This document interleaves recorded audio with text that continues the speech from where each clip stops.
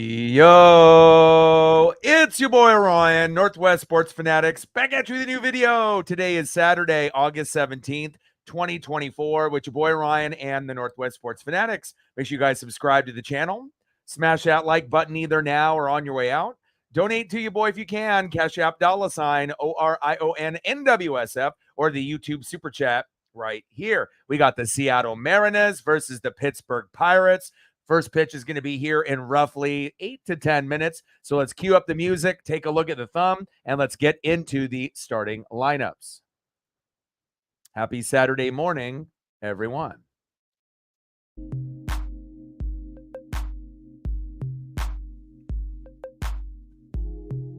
And on the thumb, on the left, we have Julio Rodriguez. And on the right, Andrew McCutcheon. Now let's get into the starting lineup here first for the visiting Seattle Mariners. Leading off for the Mariners in center field, Victor Robles. Batting second, playing left field for the Mariners, Randy Arozarena.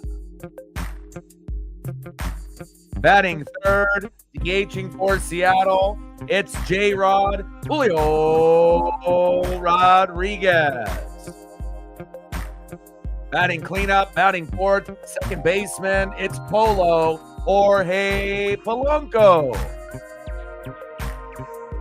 Batting fifth, playing first base for the Mariners, it's JT Justin Turner. Batting sixth, playing third base this afternoon, it's Demo Dylan Moore. Batting seventh, playing right field, it's Hanny Mitch Haniger. Batting eighth, catching this afternoon, Mitch Garver. And batting ninth, playing shortstop, Leo Rivas. And on the mound for the Mariners with a 10-11 record, an ERA of 3.40, it's La Piedra, Luis Castillo. We're going to need a good outing out of Luis here today. Let's go Mariners. Now let's get into the starting lineup here for the home Pittsburgh Pirates. And they played very well yesterday with Paul Skeens on the mound. Leading off for the Pirates at shortstop, the former Yankee Isaiah Kiner Malefa. Batting second, DHing today for Pittsburgh, O'Neal Cruz. Batting third, catching today for Pittsburgh, Joey Bart. Batting cleanup, batting fourth, first baseman, Rowdy Tellez. Batting fifth, the former Marlin left fielder, Brian De La Cruz. Batting sixth, playing third base, Key Brian Hayes. Batting seventh, playing center field, Michael Taylor. Batting eighth, playing right field, Ji-Hwan Bae. And batting ninth, playing second base, Jared Triolo. And on the mound for the Pirates with a 5-7 record, ERA of 4.07, the lefty, Bailey Falter. Let's go Mariners. And like I mentioned multiple times on the stream, make sure you guys are taking care of your mental health. Addiction, depression, anxiety, these are things that not only I've gone through, but some of y'all might be going through it right now or have in the past. So if you feel like you're slipping a little bit into the darkness, make some minor adjustments to your daily routine. If you're not exercising, exercise. If you're not eating healthy, eat healthier. Fast food and healthy food cost about the same amount nowadays with inflation. And make sure you're going and taking some time with your pets and your animals, listening to 30 minutes of music every single day. It'll really go a long ways to get you back on track for your mental health so you can get out of the darkness and you can win the day. We're going to be shooting for 20 likes within the first hour, 30 to 50 overall, and always shooting for 100 in the donos on every single stream. Let's go, baby. I am ready. Hope everyone is having a fantastic morning, and I know it's early. 10 a.m. here on the Pacific Northwest. Midwest, you're looking at a noon start. Obviously, East Coast, a little bit more comfortable at 1 o'clock. We got a lot of NFL preseason games on today, as well as a big MLB slate, and I'm very excited to see what the Mariners can do here this early morning. And we got swept by the Tigers, and obviously we got beat up yesterday, 5-3, in a game that we had a very good chance to win. Skeen's on the mound. He did his job. But again, Logan Gilbert can't do it all. He can't pitch and he can't hit. So, again, we know we can get the pitching part down, but the problem is when the Mariners score 1 to 3 runs, we got like 4 wins and 40-plus losses. Not ideal, not nice. And hopefully we can find a way to get to 4 runs, 7 to 10 hits. And typically if we get to that number, we win 90 to 95% of the time. When we get, 1 to 3 runs, feels like we lose about 90 to 95% of the time. Every once in a while, we might be able to squeak out, a 3-2 game, a 2-1 game, or a 1-0 game, but not very often. Let's go, baby. I am ready. Let's take a quick look at what do we got here for the scores. I know we got one game on this morning on the NFL side. What do we got? So we got Ravens 7, Falcons 3. And then later today, we're going to have Bengals and Bears, Giants and Texans. Pretty good one here with Lions and Chiefs, but we're not going to be getting all the starters. But still an interesting matchup. Could be potentially a preview to a Super Bowl at some point. Vikings, Browns, Bills, Steelers, Commanders, Dolphins, Cardinals, Colts, Seahawks, Titans. We got Jets, Panthers, Rams, Jags. I'll be watching my Bucks go against the Jags. We got Cowboys and Raiders. And then we got tomorrow Saints and Niners, as well as the Packers and the Broncos. Bo Nix, I'm definitely excited to see what he can do here in this next matchup. Let's go, baby. First pitch is going to start here roughly in just a minute or two. Let's go. Like, sub, donate, comment, share. If you haven't smashed the like button yet, please do. Let's go, baby. And we're going to try to get to 10 likes within the first 30 minutes, 20 within the first hour, and then 30 to 50 overall. Let's go, baby.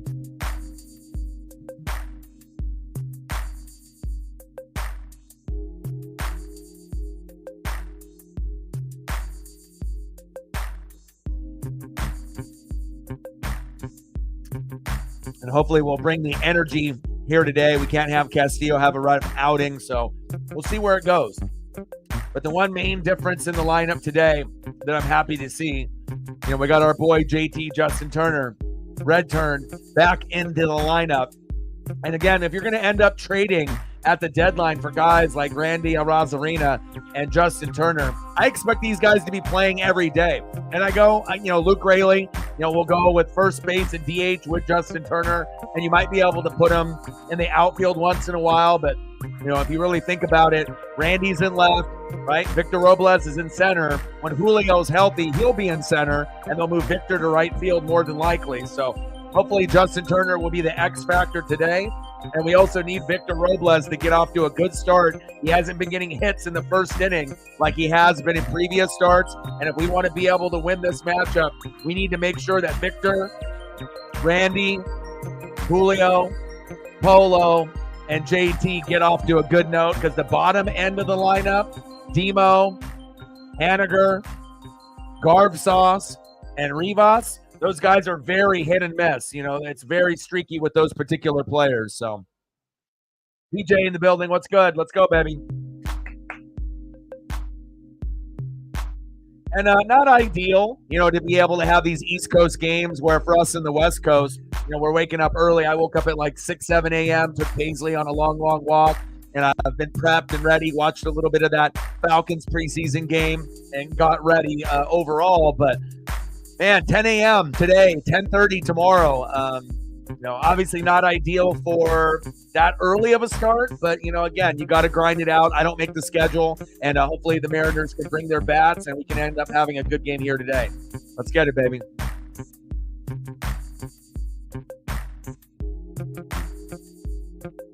Leading off for the Mariners, center fielder Victor Robles.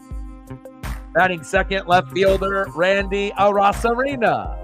And batting third this inning, DHing for the Mariners, Julio Rodriguez. First pitch, going for a bunt attempt. Wow, I like that. And on the mound for the Pirates with a 5-7 record and ERA of 4.07, it is Bailey Falter. Come on, Mariners, let's go. I like seeing Victor Robles go for the bunt there early on. Jordan Baker behind the plate.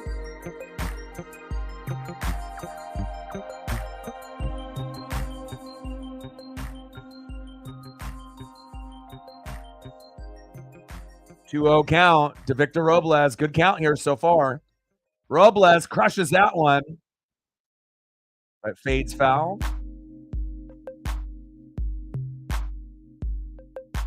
Let's go, Victor. Top of the first, 0-0. Falter on the mound. The lefty, Robles in the box. 2-1 pitch, which is high and outside. 3-1 count, 3 balls and 1 strike. Let's go, baby.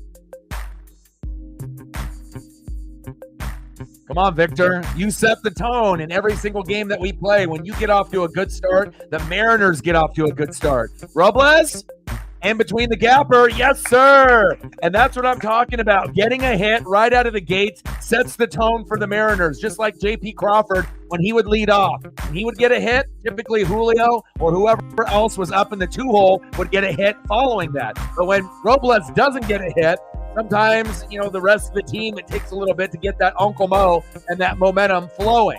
Nice job, Victor, to get a hit in your first at-bat. We've been missing that in the Tiger series as well as yesterday against Paul Skeens.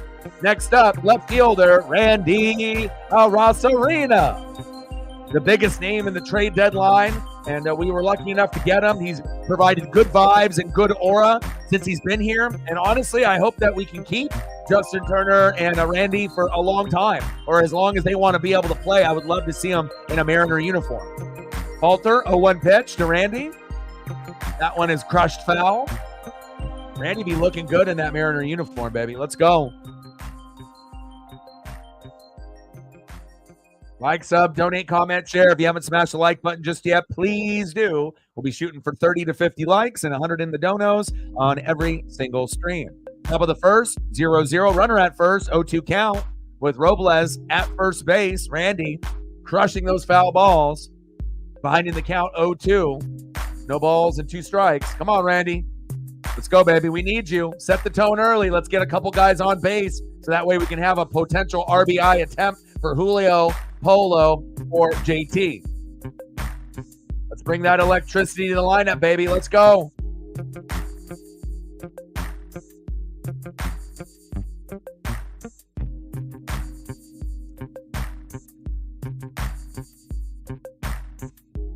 The lefty, Falter, on the mound. 0-2 pitch to Randy Arozarena. Time is called.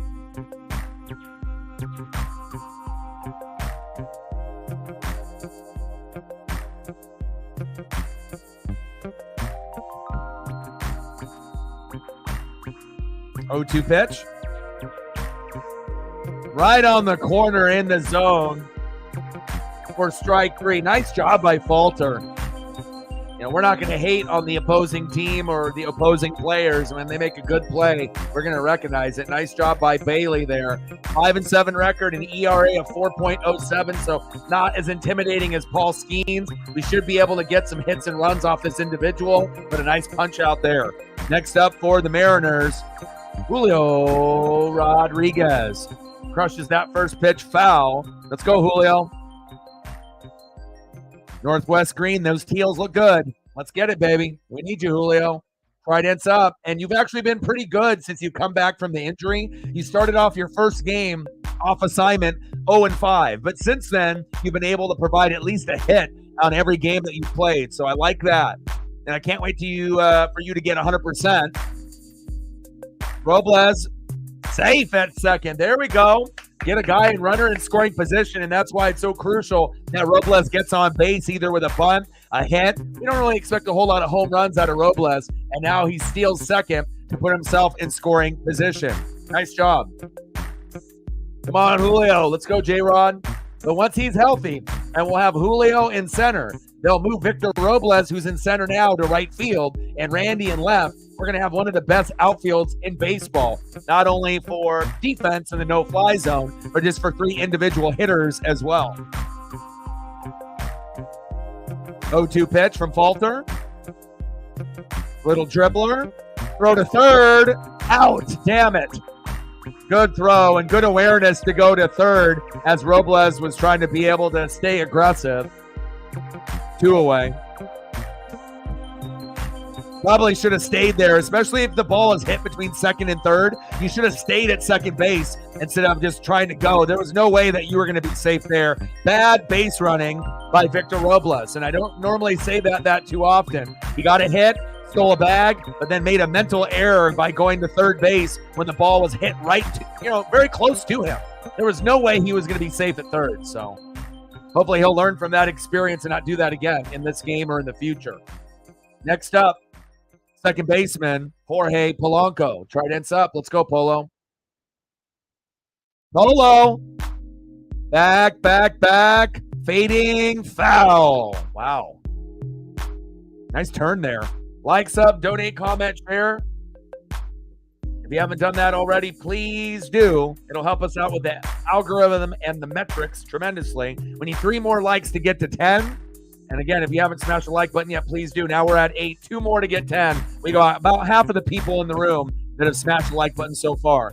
And obviously, my lead mod is in Hawaii, and it's like 7 a.m. there. So I told them to take the day off today and tomorrow. So any support that I can get, likes, subs, donations, comments, shares, comments in the chat, letting me know that you're here, everything will be appreciated. Top of the first, 0-0, runner at first with 2 outs. Alter 0-2 pitch to Polo. Popped up.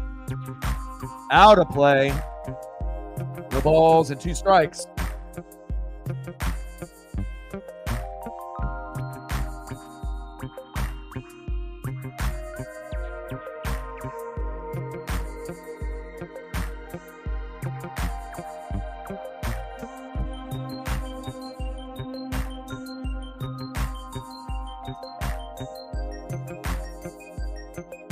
Runner at first with 2 outs.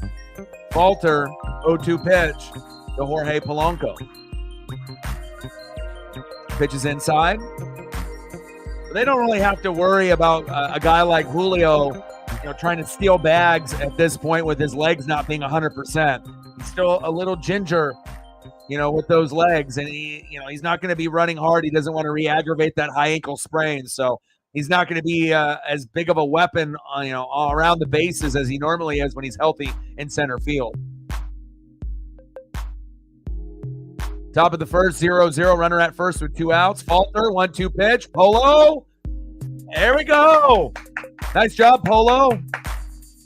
There we go. And obviously, Julio not being able to utilize his legs 100%. Probably could have got to third if he was healthy, but since he's not, we got runners at first and second now with 2 outs. Nice job by Julio, as well as Jorge Polanco. And if Robles was better at base running, we'd be up 1-0 right now, and he would have been thrown out at third base, or at least we'd have bases loaded at this point.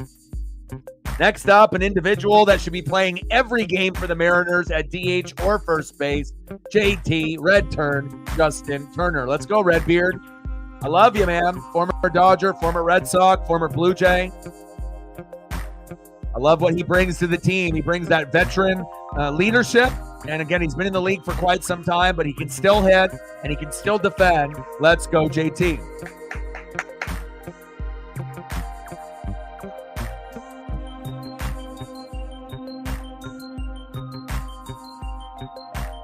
0-1 pitch from Falter.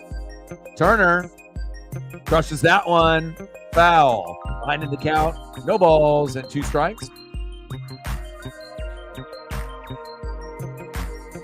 Let's go, JT. We need a win bad. You know, we've been getting our ass kicked lately. Getting swept by the Tigers is not ideal. We got to find a way to win, you know, at least 1 out of 3 games, but preferably these last 2 games if we can. JT, little dribbler, force out to second. Little fancy throw to second that could have been an error, but the out is completed. We leave a couple stranded, and we're still knotted up here at 0.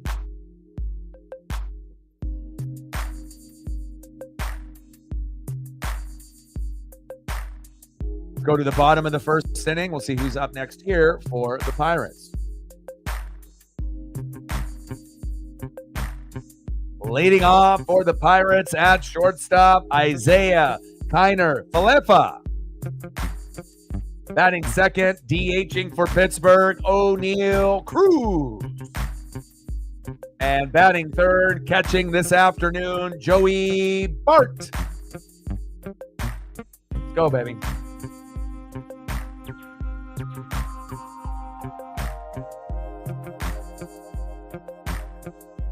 And taking the mound for the Mariners with a 10-11 record, which isn't good, but you got to think he started off 0-4.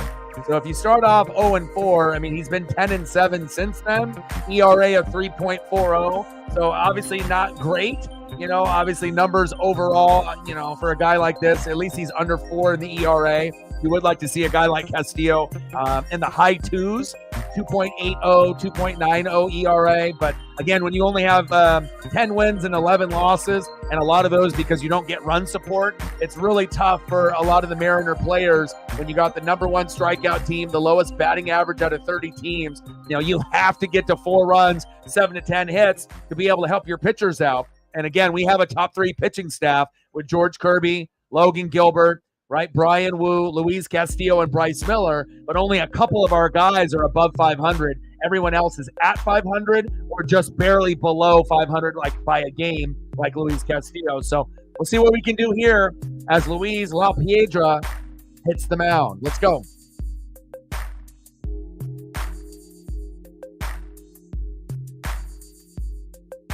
In the box, the former Yankee, Isaiah Kiner Falefa. First pitch is outside, 1 ball and no strikes.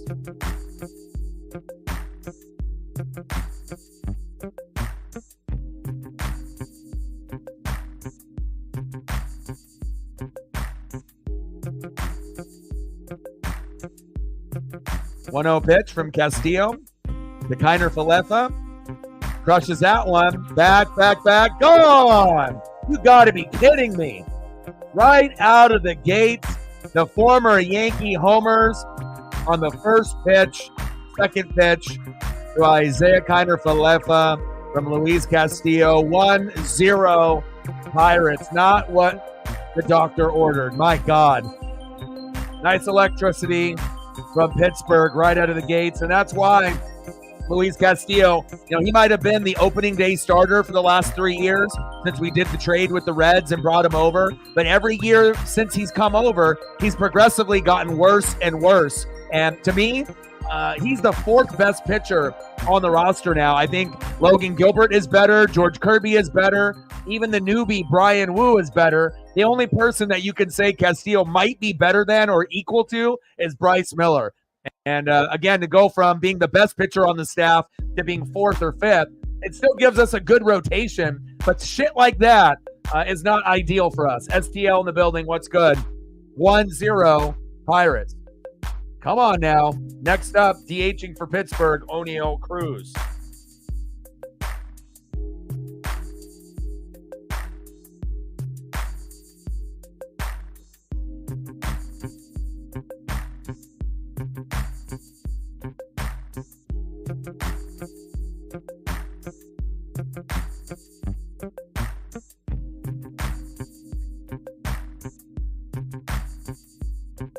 One-two pitch. O'Neal Cruz crushes that one. Fading foul. 1 ball and 2 strikes. And Cruz has got that power to go yard as well. Like, sub, donate, comment, share. Help your boy out, baby. If you haven't smashed the like button yet, please do.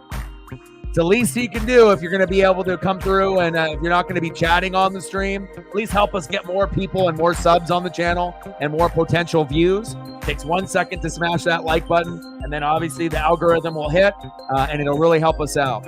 Bottom of the first, 1-0 Pittsburgh. Little dribbler there. Nice defense by Polo, who has been struggling on that end. O'Neal Cruz, one away. Next up, catcher Joey Bart. Chopper towards third base, foul. No balls and 1 strike.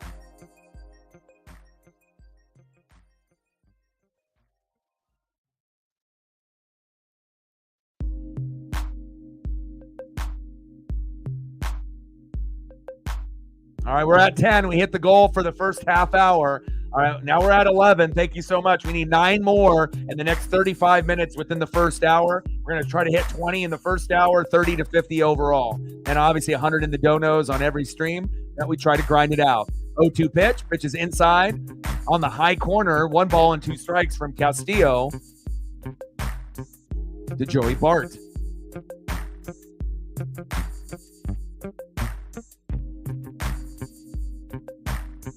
Pitch is outside. 2 balls and 2 strikes. Come on, Castillo. But I've already kind of known that Luis has been falling off. You know, you could tell when he first came in 2022, when we made the playoffs with Kirby, Cal, and Julio, he was a big part of the team, a big part of the rotation. Little dribbler, throw to first, 2 away. But again, if you look at his ERA and his starts, you know, progressively, he's just been getting worse and worse from 2022, 2023, and then obviously this year. I have 0 trust in him. You know, again, with Bryce Miller, it's about maybe 50-50 trust. And then normally with Brian Wu, George Kirby, Logan Gilbert, the trust level is much higher, maybe 90%. So there is a tremendous drop-off. It's like 90% for 3 of the starters, 50% for Bryce Miller, and I got no trust in Luis. I mean, I know he can still end up getting wins, but again, I need to be able to see him play well on a consistent basis, and that's a problem. You know, it's like for every 1 great game he has, and he typically has 2 or 3 either bad or so-so games. And it's not necessarily just, you know, the batters not coming up and helping him out. It's just him as a skill set on the mound. Bottom of the first, 1-0 Pirates, 2 outs, 1-1 pitch to Rowdy Tellez. Right past Castillo, throw to first, and the inning is over, but the damage is done. Isaiah Kiner-Falefa with a first inning blast to give the Pirates a 1-0 lead.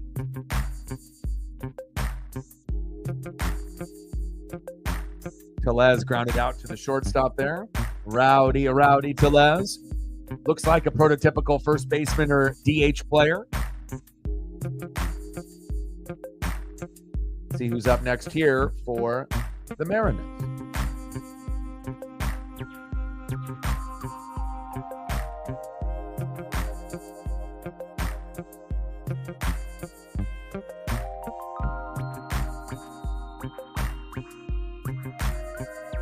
Leading off for the Mariners in the top of the second, it's Demo in the 6th hole, Dylan Moore. Batting second, right fielder, Mitch Haniga. And batting third, catcher, Mitch Garver.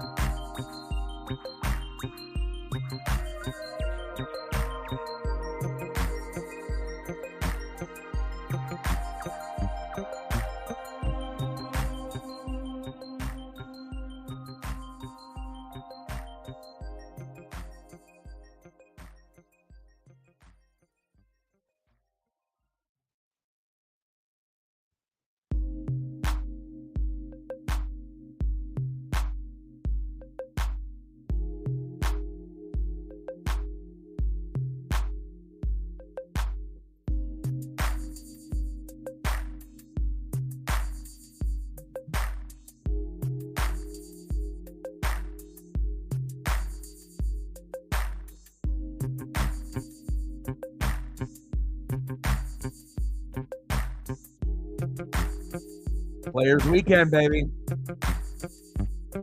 go.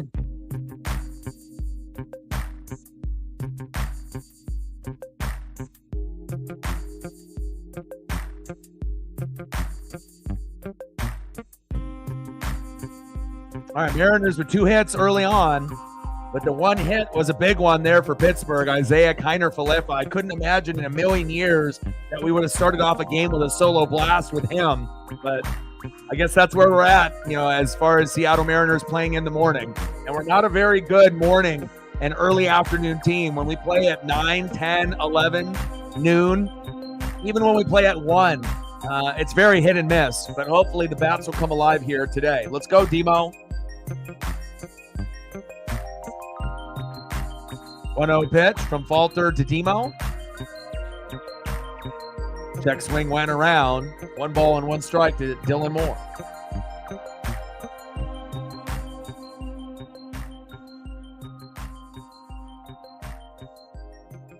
And we've been gaining a good amount of subs as of late. We're 18 away from 20,400, and we just broke the 4 million view mark about a month ago. I think we're at 4.1 million views and some change. So shout out to all the people that are watching. I appreciate you guys very, very much, whether you be in the United States or across the globe. We've been getting some good viewership across the world, and I salute you. Appreciate you guys very much. Love you. Top of the second, 1-0 Pittsburgh. Falter, the lefty on the mound, 23 pitches in, 1-2 pitch to Demo. Check swing, did he go? He did not. 2 balls and 2 strikes. Come on, Demo.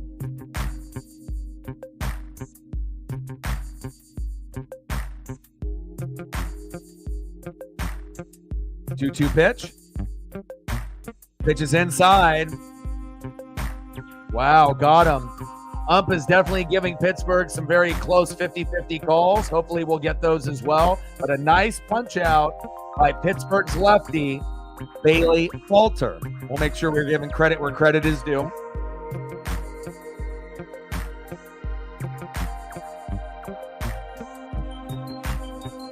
Next up for the Mariners right fielder, it's Mitch Haniger. First pitch is inside, tried to jam the hitter at the knees. 1-0 count, 1 ball and no strikes. And Mitch has been on a roller coaster this year. One of the worst rated right fielders at the beginning of the year, like almost dead last, in the first part of the regular season in April, May, and June. But as of late, he's had 2 walk-offs and big wins for the Mariners in the last 2 weeks. So you never know. Sometimes an unexpected hero will come out of nowhere, and maybe the unexpected hero today will be someone like Mitch Haniger. 1-1 pitch from Falter to Hanny. Pitch is outside. 2 balls and 1 strike.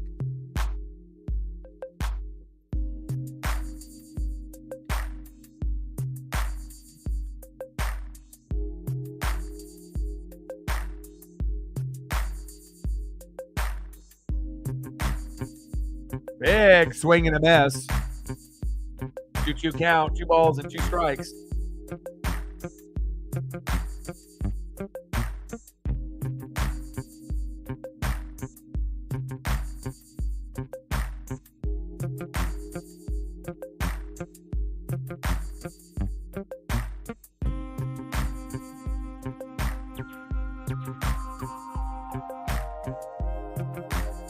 Come on, Hanny. 2-2 pitch. Haniger. Yes, sir. There we go. Nice job. Hell yeah. There we go. Nice job, Hanny. 3 hits already within the first 2 innings. But again, when you're not going against Paul Skeens, it's a little bit easier. No lie there. We already know how difficult it is to be able to go against top-end pitchers like we did with Scooball twice with George Kirby. Got our ass kicked in both. And then obviously yesterday we played well for about half of the matchup, but then, Skeens got the best of us as well as their hitters. All right, Hanny, I see you. Nice job. Next up, the other Mitch, Garv Sauce, Mitch Garver. First pitch, down there in for a strike, 0-1 count, no balls and 1 strike. And Garver has definitely been our worst player on the team, definitely overpaid, 10, 11 million per year for him and Polo. That was a big mistake on the Seattle Mariner organization. At least Polo is starting to turn it around once in a while with his defense. as well as his offense, but Garv not so much with either one. Popped up into right field, 2 away. It almost feels like every time Garver comes up to the batter's box, it's an immediate out. Like you have like no faith whatsoever that he'll get a hit or do anything positive, which is kind of sad. And he is our backup catcher, but if the Mariner organization was smart, they would have held on to Tom Murphy, the backup catcher last year, hell of a lot better than Mitch Garver. Next up, shortstop, Leo Rivas. Let's see if we'll be able to throw down a bunt or two today to move the runners over. Obviously, he's got speed on the bags as well as on the defensive side, and hopefully we can utilize that speed here in the 9-hole. First pitch is outside, high on the corner, 1 ball and no strike. Like, sub, donate, comment, share. If you haven't smashed the like button just yet, please do. We're shooting for 20 within the first hour, 30 to 50 overall, and 100 in the donos on every stream. 1-0 pitch from the lefty Falter, 33 pitches in. Tried to jam Leo Rivas. That one goes behind the plate, foul. Fan gets a good souvenir there. 1 ball and 1 strike. 1-1 count. Come on, Leo. Can't wait for J.P. Crawford to come back. We've missed him in the lineup tremendously. Not only what he brings defensively and offensively, but just his vibes and aura, swagger. Pitches inside, tried to jam the hitter. Rivas. 2 balls and 1 strike.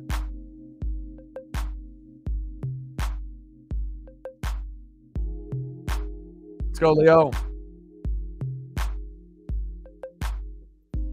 2-1 pitch. Pitch there on the corner inside for a strike. 2 balls and 2 strikes. We're in the top of the second, 1-0 Pittsburgh. If you're just tuning in the first inning, Isaiah Kiner-Falefa with a solo blast to give them a 1-0 lead. Come on, Seattle.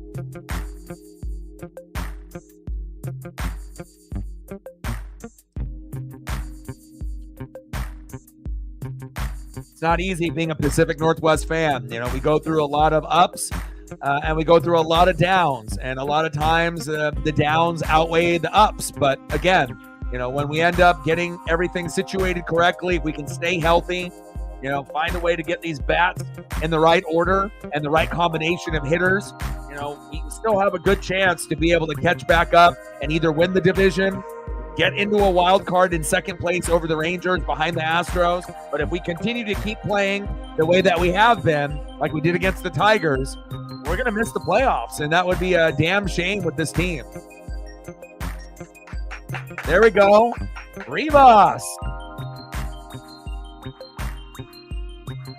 Runners on the corners, baby. And again, when you look at the lineup, obviously at the top of the order, Robles, Arozarena, Julio, Jorge, JT, Justin Turner, and that looks pretty good. But when you look at Demo, Haniger, Garb, Rivas, you're like, damn, that's kind of nasty. Doesn't look like you're going to get anything there. But sometimes it's those unexpected guys like a Haniger in the 7-hole or a Leo Rivas in the 9. You expect nothing, and then they do something. It's a pleasant surprise. Next up, center fielder Victor Robles. Let's go, Victor. We need to be dropping some bunts down today. I want to see at least 2 bunt, drop downs today. And again, I feel it's there. There it is. And he tried to do a bunt at the very beginning of the game. My ESP is pretty strong. But again, even though Victor Robles isn't like a typical bunter, but sometimes you can, catch the other team off guard. And if you end up, dribbling it down first base or third base, sometimes the players scramble and then they end up having an overthrow. And then that guy that bunted might end up getting a double out of it. So again, I feel like the bunt is the number one thing in baseball that's not utilized enough. And really, the elite teams will do it, but they don't do it even enough, And again, if I was running this team, I would be definitely bunting 2 to 4 times a game with different players and different situations to be able to get the most out of our team. Robles, there we go. And you got a nice RBI. Hanny comes home. Yes, sir. 1-1. Mariners are tied. Fuck yeah. And that's what I'm talking about. Victor Robles is the guy that sets the tone for the Mariners. If he ends up going up and getting a hit in his first at-bat, which he did, and then he ends up pairing that up with another hit in the second inning, 99% of the time it feels like we win the game. And again, the momentum is nice. Nice job, Victor, to bring that electricity. We count on you more than almost anybody in the lineup to set the tone. Nice job with the electricity, my guy. Next up, another guy that can bring the electricity, Randy Arozarena. Let's go, Randy. Can we get another RBI here? And it's not like Robles and Randy Arozarena are home run hitters. They're not. But again, they can end up getting a single, a double, and every once in a while a rare triple, but they're more singles kind of hitters, and that's okay as long as we got guys on board. Now we're tied up at 1. Let's go.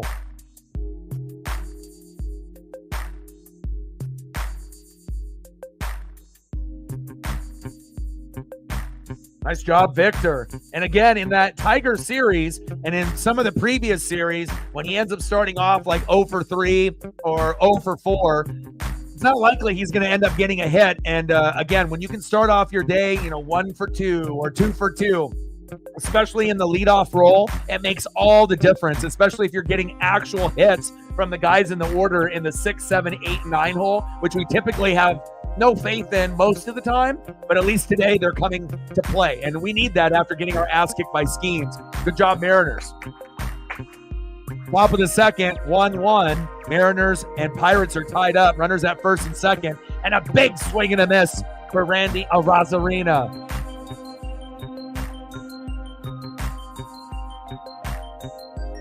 We leave a couple stranded there, but the damage was done. And Victor Robles with a nice RBI to bring Henny home, and we are tied up at 1. And that's a good sign, because if the Mariners have to wait till like the 6th inning to be able to get their first run, we're more than likely the game is already over and we lost. So, but it's nice to be able to see that we can kind of punch back when Isaiah Kiner-Falefa hit us with that solo jack. Nice job.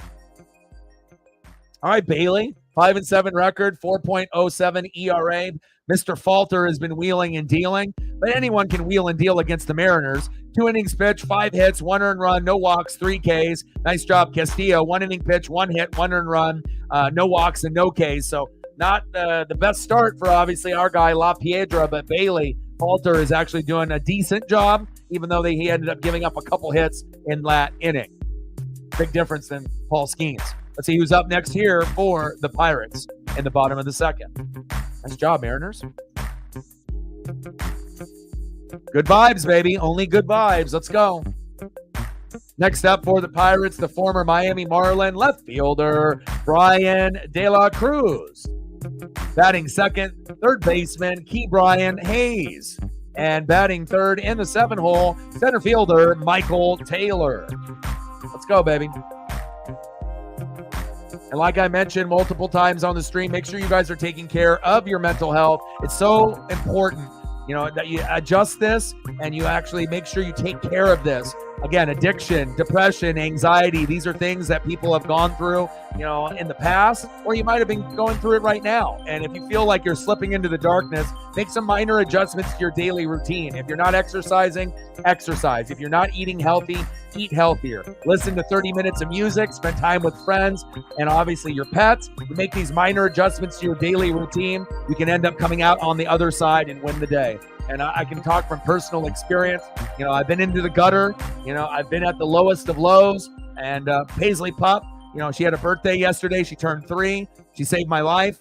And again, I feel like I saved hers. And sometimes you just need to be able to have that extra motivation to pick yourself up when you've hit rock bottom, and you can get back on track. Bottom of the second, 1-1, Mariners and Pirates.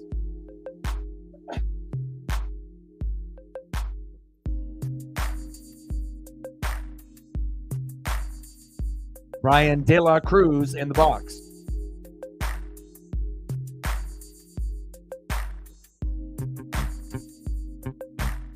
One-two pitch from Castillo to De La Cruz. Pitch is outside. All right, we're at 11. We need 4 more likes to be able to get to 15. 8 more to be able to hit the goal in the next 16 minutes. If you haven't smashed the like button just yet, please do. Bottom of the second, 1-1, Mariners and Pirates. 2-2 count from Castillo to De La Cruz.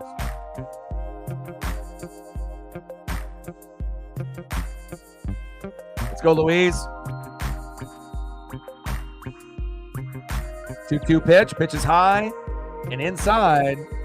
2 balls And 3 balls and 2 strikes. Count as full. Come on, Luis.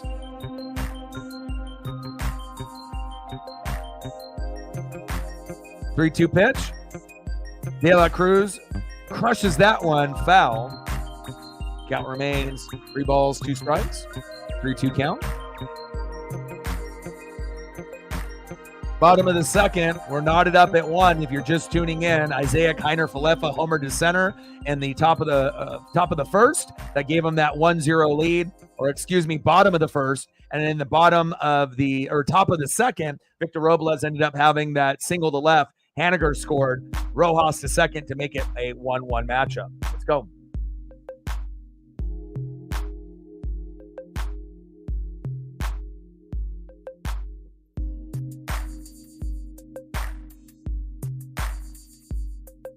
Three-two pitch. Pitch is inside, and he walked him. Come on, Luis. De La Cruz to first with the walk. Next up for the Pirates, third baseman, Ke'Bryan Hayes.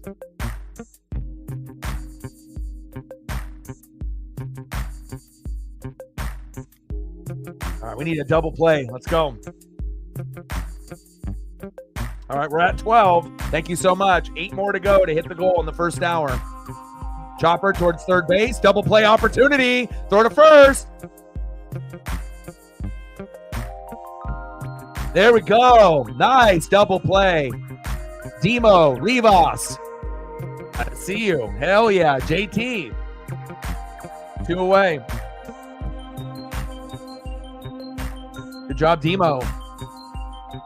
Next up, center fielder, Michael Taylor. Let's get out of this inning.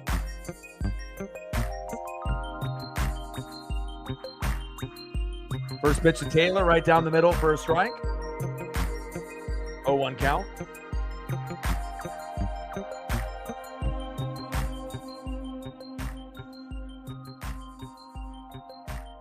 Oh-1 pitch from La Piedra to Taylor. Pitch is inside. 1 ball and 1 strike.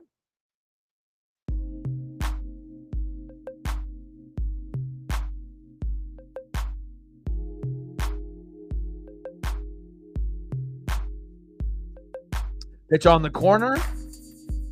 In the zone for a strike. Nice call. 1 ball and 2 strikes. Let's go, baby.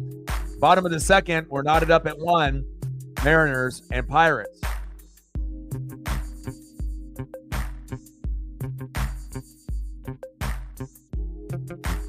Come on, Castillo.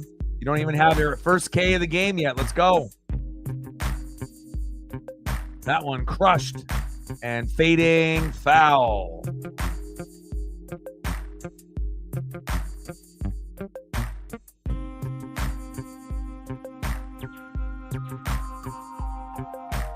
One-two pitch to Michael Taylor. Got him.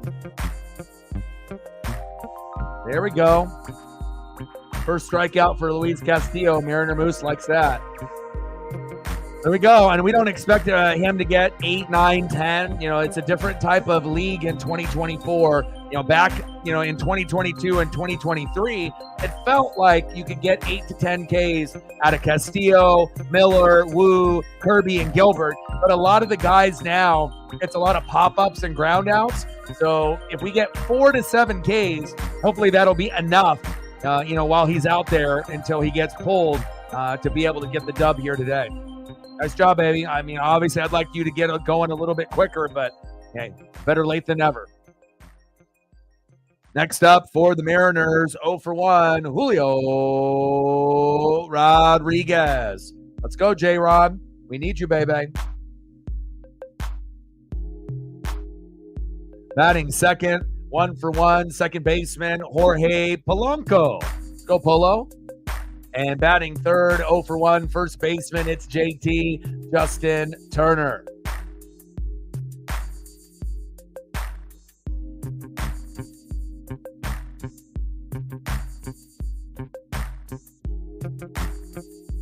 Take a look at the stats for the pitchers here so far.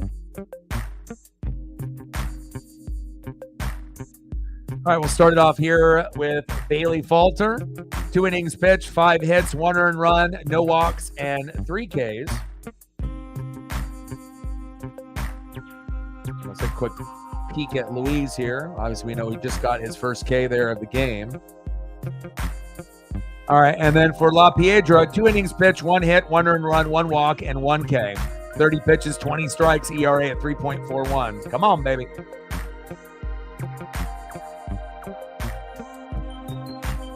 Let's go to the top of the third, and we're knotted up at 1.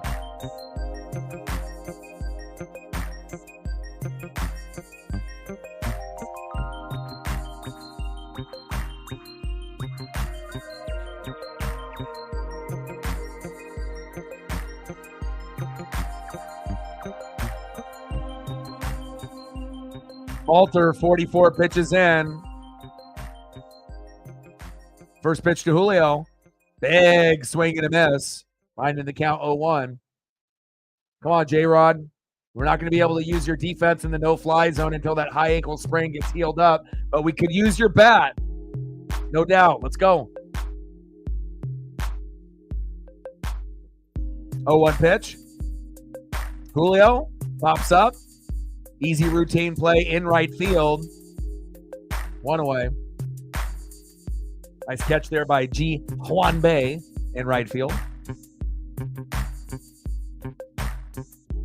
Next up for the Mariners, second baseman, it's Polo Jorge Polanco. Let's go, baby.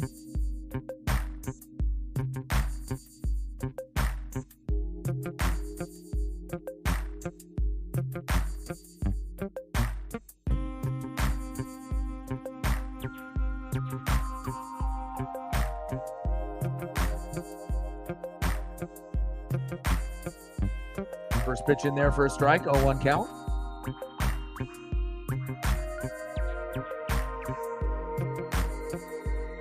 Oh, 1 pitch.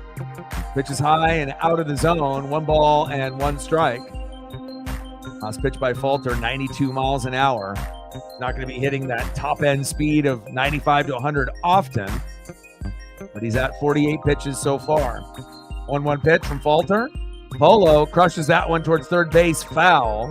1 ball and 2 strikes. Come on, Polo.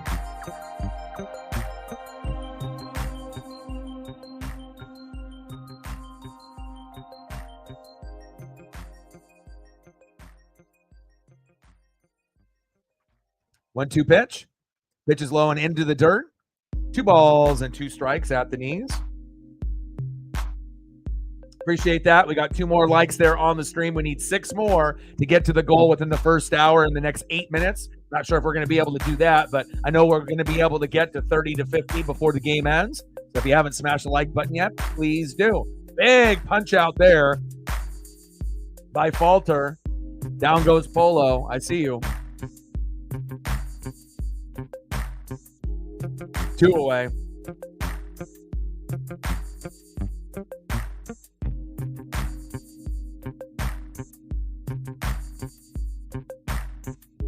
Two down. Next up is Red Turn, our boy JT Redbeard, Justin Turner. Come on, baby. We need you, JT. Especially, since we got you over at the trade deadline with Randy Arozarena. These 2 guys should be playing every day. Now, Luke Raley played for him yesterday and ended up hitting a home run.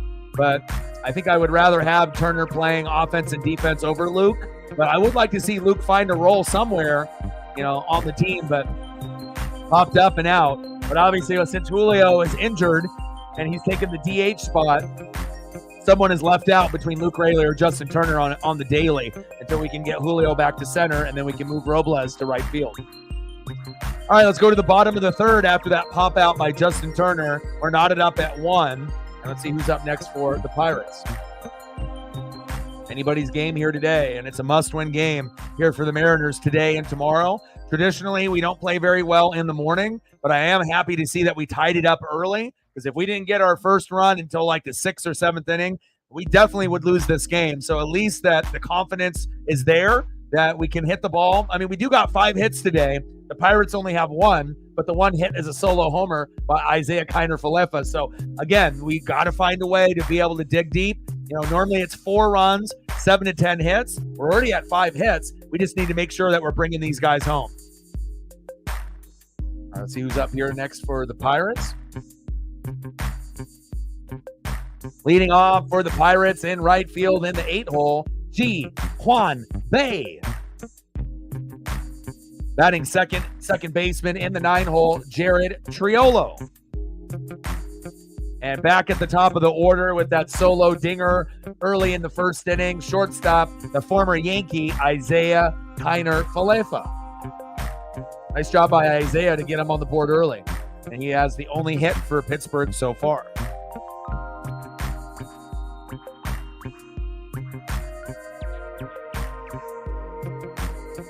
All right, we got another like there. We're at 15 now. 5 more to go to get to 20. If you haven't smashed the like button yet, please do. Appreciate you guys.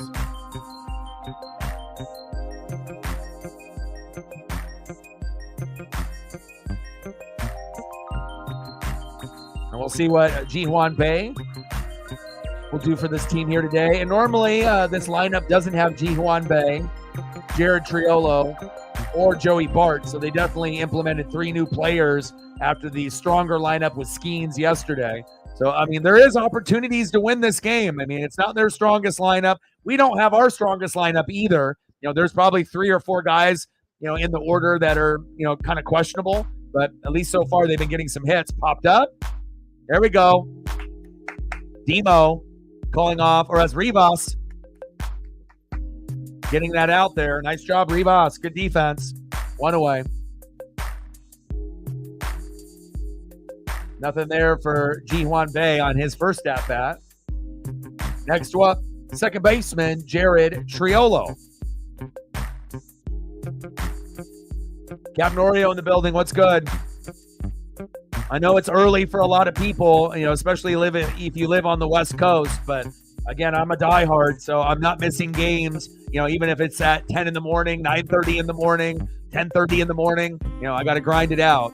And I know that the viewership and the shares and the donos might be a little bit lighter compared to doing a stream in the afternoon or the evening. But again, I don't make the schedule for the Mariners, and when they're on the East Coast, we still got to grind. So and there's a lot of NFL preseason games on today as well. That'll be fun. So I'll watch the Bucks later today, go against the Jags and a few of the other matchups, even though we know it's, you know, not a real game, but it's still football. And then we got NASCAR Cup Series tomorrow. I'll do the Mariners game tomorrow at 10:30 a.m. And hopefully we can win this one and then feed off some momentum off this win today for tomorrow. Castillo, there we go. Nice K by Castillo, La Piedra. Isaiah Kiner Falefa goes down, thank God. 2 away.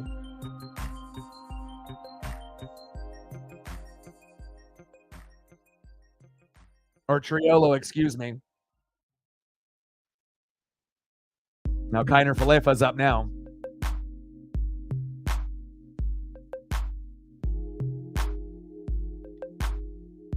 So if you're just tuning in, Captain Oreo, I don't know if you saw the beginning of the game, but in the bottom of the first, Kiner Falefa homered off like the second pitch on Castillo to make it 1-0. And then in the, top of the second, Robles singled to left, Hanny scored, and Rivas to second. So that's where we're at right now with a 1-1 tie. Thank God. 0-2 pitch. Got him. There we go.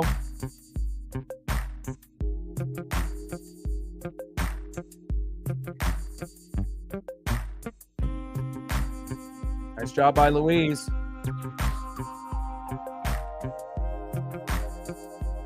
Mariner Moose likes that. Let's take a look at his stat line.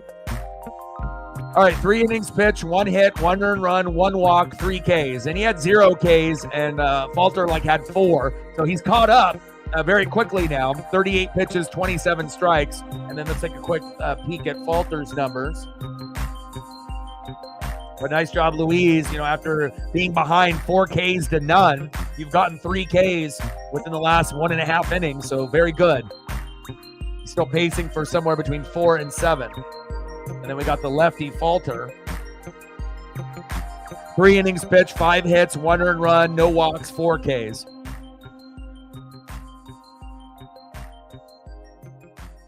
And it's nice to see that we don't have more errors than hits or runs like yesterday. 1 run, 5 hits, no errors for the Mariners. 1 run, 1 hit, no errors for the Pirates. So Isaiah Kiner-Falefa with his home run is literally the only hit that Castillo has given up. So far, so good.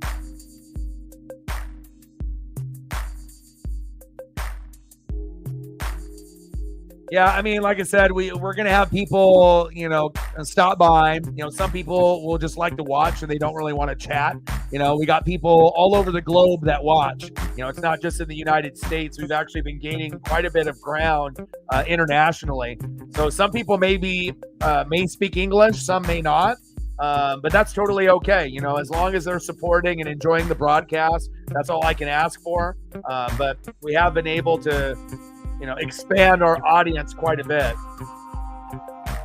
So we got United States, obviously is the top, right? 64%. But we got India, Dominican Republic, Venezuela, Japan, Mexico, Canada, Nepal, Philippines, Bangladesh, and Australia. Those are the main locations that are watching.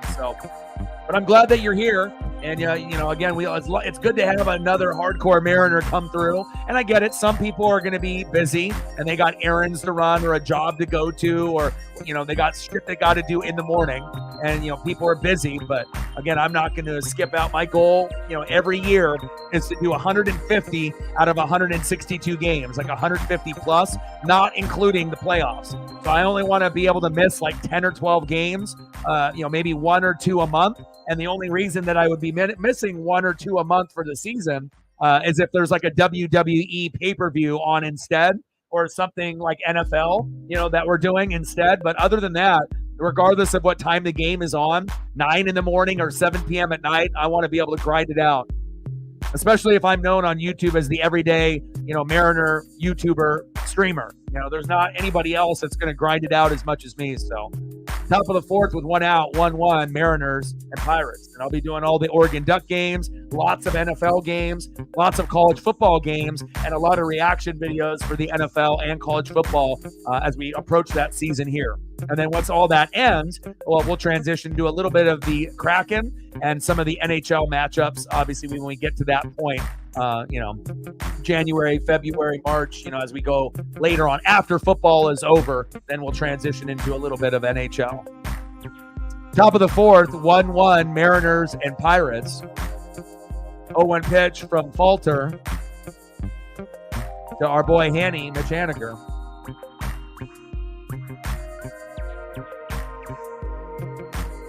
Let's go, Hanny. You never know who might be an unexpected hero. And when I ended up seeing the lineup, I, wasn't too pleased with it. But Haniger, there we go, single to right. And I know a lot of people at the beginning of the season, including myself, were thinking, damn, maybe Haniger needs to go before Ty France. But we have plenty of people that can play first. But again, we have injuries in the outfield. So Haniger kind of lucked out. And by keeping him, he ended up getting hot at the right time. And he has 2 walk-off wins for us in the last 2 weeks. And it seems like the bat and his confidence have come back. Thank God Mitch Haniger is back on track. Next up is the other Mitch, our worst player, Garv Sauce, Mitch Garver. And obviously we know Garver typically is the catcher for George Kirby, but they decided to have Castillo pitch with him as well. And again, I know that they're trying to sprinkle him in, but they should have never really got rid of Tom Murphy, the backup catcher. That would have been a smarter investment to keep a guy that you already had instead of trying to bring in Polo and Garv. But, what is done is done. And at least Polo, his defense was terrible at the beginning of the year. He did make the defensive play of the year with him and Rivas with that double play. Has made errors since then, at second base. But at least that Polo's bat is decent. It's kind of reliable. Like, you feel like he's going to get a hit almost every game or every other game. And sometimes he'll get an unexpected home run or a big RBI. So Garver popped up to center field. And it feels like anytime Garver is up to bat, you can pretty much pencil it in that he's not going to do shit. Like, I have no confidence in him whatsoever. Like, we have a better chance with Garver getting hit by a pitch or getting walked than we do him actually hitting a home run, getting a single, double, triple, or RBI. It's sad to say, maybe Garver needs to start bunting because that might be the only way that he gets on base. Sorry, Garv. You were a mistake, my guy. Next up, shortstop, Leo Rivas. I mean, hell, bring up Harry Ford. You know, we want to make sure that we have players that actually can play. But at least on the bright side, you know, a lot of the prospects in the farm system, you know, we drafted a lot of pitchers this year, but the 4 best players the Mariners have in the farm right now, not including like Bliss and Tyler Locklear and those guys, you know, are all positional players. They can either play right field, catcher, or they're going to be a shortstop, second baseman, or third baseman. So that's where some of our weaknesses are at. So Harry Ford, catcher, Lazaro Montes, right field, even though we now have Robles and a couple other options like Hanny, right? And then you got Colt Emerson and Cole Young, who can actually play second base, shortstop, or like third base. You can rotate those guys over. So I can't wait until we get to see them and replace some of these other guys that are just not cutting it. You know, we have a bright future, as well as Durangelo in the draft from Mississippi State.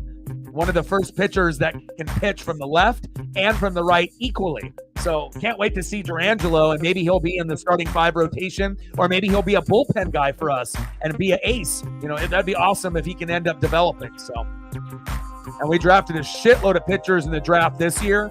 So we definitely we're set for the future, you know, as long as we don't trade away a lot of those, you know, key pieces. Top of the 4th, 1-1 Mariners and Pirates. Let's go, Captain Oreo. Runner at first with 2 outs. 2-1 pitch from Falter, the lefty, to Leo Rivas. Pitch right down the middle for a strike, 2 balls and 2 strikes.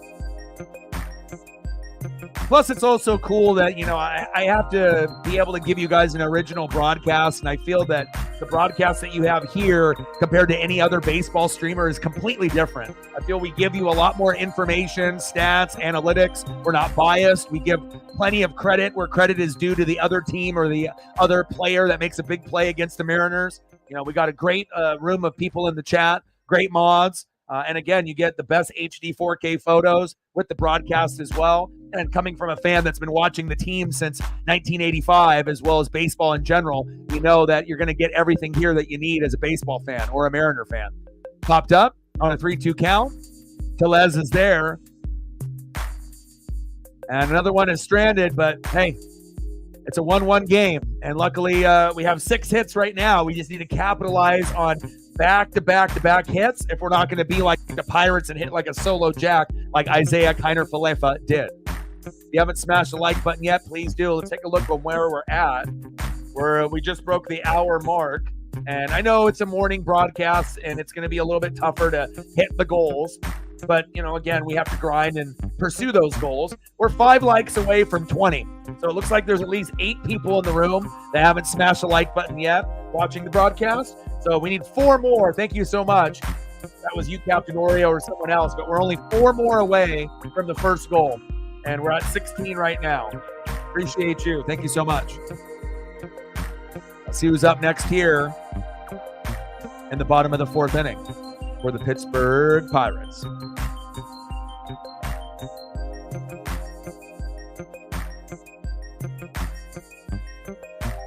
Next up for the Pirates, 0 for 1, DHing O'Neal Cruz.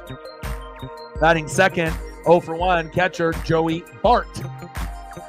And batting third, 0 for 1, first baseman Rowdy Tellez, who definitely has a Jared Vogelback look, as well as a Mike Ford look, where they're a little bit bigger, they're a little bit thicker, they got tree trunks for legs. He's going to strike out a lot, but if he can connect, it will probably be a home run rather than like a single, double, or triple. And that's what you get out of guys that are bigger that play first base or DH. And no lie, I kind of miss Vogelback and Mike Ford and Carlos Santana. You know, we need to be able to figure out, you know, that everyday DH person. And I thought that we did by bringing in Justin Turner. And again, you always have other guys that can play that, like Julio right now, or a guy like Luke Raley. So once we get JP back and Julio's in center field, that's when we're going to start rolling. So yeah, of course. And we got the Dodgers coming up, which could get really ugly. Britt in the building. How are you? Yeah. I hope you're doing well. 0-1 pitch. Big swing and a miss. Behind in the count, 0-2. How are you doing this morning, early afternoon, Britt?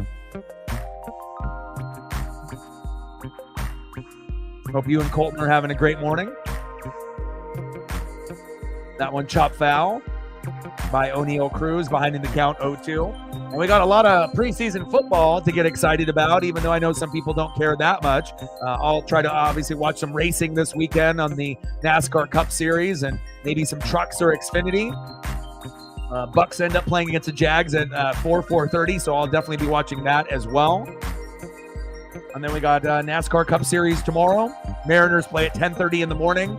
And then there's a couple preseason games on late. I believe the Niners and Saints are on at 5. And then another ideal, kind of an ideal matchup as far as preseason. You got the Packers going against the Broncos and Bo Nix.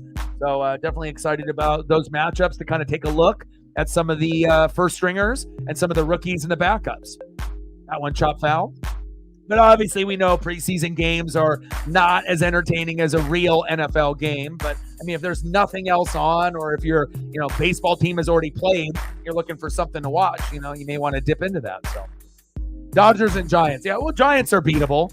They definitely play their toughest against the Dodgers, and they're rivals.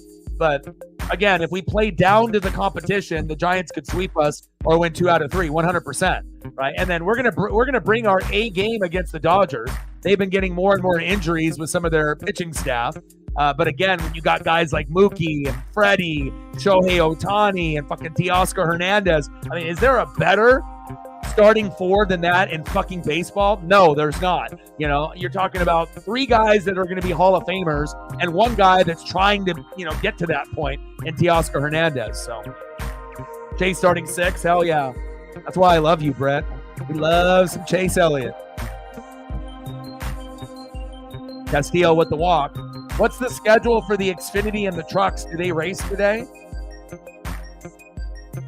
Because I always try to be able to, I'll watch a little bit of qualifying and whatnot as well.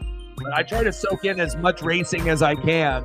And we're kind of getting, to the back end of the season. Only, 3 races left into the playoffs. And hopefully one day, if the support is good enough, that we can end up doing, some NASCAR streams, maybe next year or the year after. But it really just depends on the support. I got to make sure I'm, looking out for, my best interest, on the likes and the subs and the views and the donos. We want to make sure that we're getting the right stream at the right time. But I do miss it, vibing with other NASCAR fans and whatnot. But even though I might not be doing the streams, I'm watching every single weekend, and I look forward to it like football. I really do. Once the NFL ends on Sunday, I can't wait for that race on Sunday for NASCAR. I mean, it's a big part of my life. That one pop foul by Joey Bart.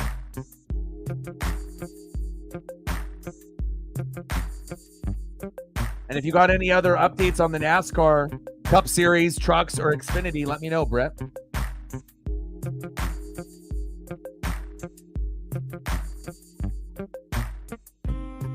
Xfinity. What time is the Xfinity race? I wish you lived closer to me. Like, out of anybody, that I've ever interacted with, I think you're the one that I wish that, you live closer to me. Like 100%. I mean, I need to be able to have a NASCAR buddy to be able to vibe with. But not only that, we both love the same, person, same driver, same team. So one day, 1-1 pitch. Pitch is inside. Garv, throw to second. Safe. You sent me the schedule? Thank you.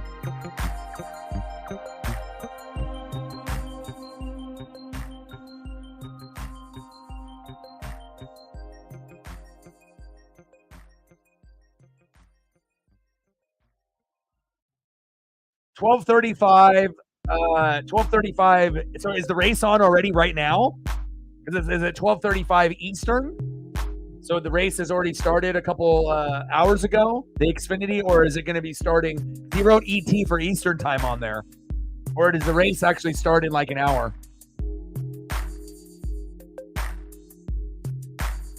Oh, okay.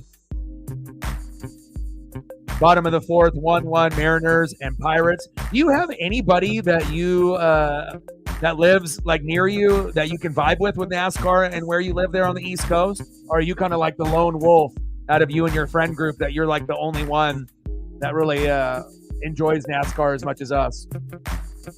Oh, it starts at 3:36. Nice. I probably will tune in. Yeah. Well, I guess we got the reddest of necks out of anybody then. And then down the road, people will be like, "Oh, how did you guys end up being together? How did you guys meet?" You're like, "Oh, NASCAR, Chase Elliott." Yeah, at some point, I'm going to have to get the helmet. I'm going to have to get the racing suit. I don't have any of the die-cast cars yet, but again, down the road, piece by piece.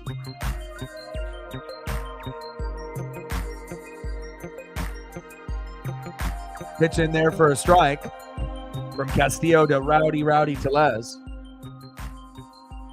Yeah, none of my friends appreciated it like we do, But again, I think the more that you know about a sport or whatever it is that you like, WWE, AEW, NASCAR, NHL, or baseball, those things are not going to be for everyone, or basketball and the NBA or college hoops. Of course, a lot of people can get into the NFL and college football, but for some of the other sports, you have to have some kind of connection.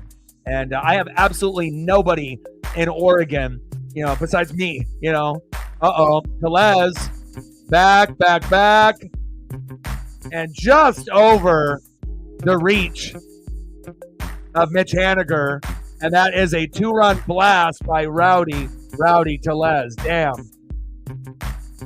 Haniger, if we had someone that actually could jump there in right field, that might have been able to rob that home run like Julio Rodriguez. Now, in the bottom of the fourth, we're down 3-1 with 1 out. That's brutal. And we were just talking about Rowdy a couple minutes ago on how he's got the body and the tree trunks for legs, where he's either going to strike out or hit a home run. The sports gods must have listened, and they decided that Rowdy was going to hit one right there. That's tough. 3-1 Pirates. Haniger gets 0 airtime on that fucking attempt there. Jesus Christ. Next up, left fielder, the former Marlin, Brian De La Cruz.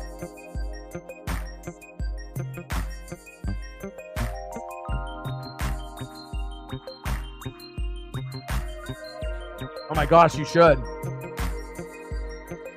I love Napa, everything. But it all really, started with me and Dale Earnhardt, the Intimidator, and Dale Jr., and then DEI, and then the Budweiser 8, Michael Waltrip in the 15 with Napa, and then obviously transitioning now to Bill, and obviously his son Chase. I love father-son combos a lot, and not just in NASCAR, but in sports and wrestling in general. I always like second, third generation wrestlers, and I love second, third generation baseball players and other players that are in things like NASCAR. It's awesome. Keep it in the family. Big swing and a miss. Down goes Hayes. 2 away. Nothing for Ke'Bryan there. Bottom of the fourth, 3-1 Pirates. Next up, center fielder Michael Taylor.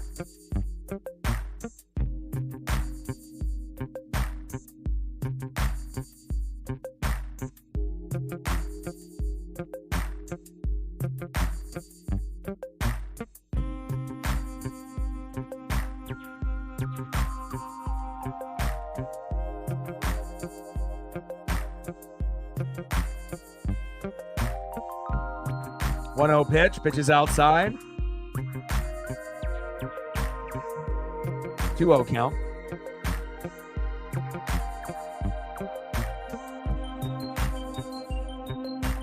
Our previous batter was Brian De La Cruz. 2-0 count to Ke'Bryan Hayes. Chop that one foul. 2 balls and 1 strike.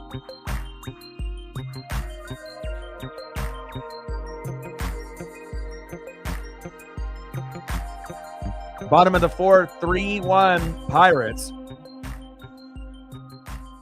2 outs, 2-1 pitch from Castillo. Pitches inside. 3 balls and 1 strike.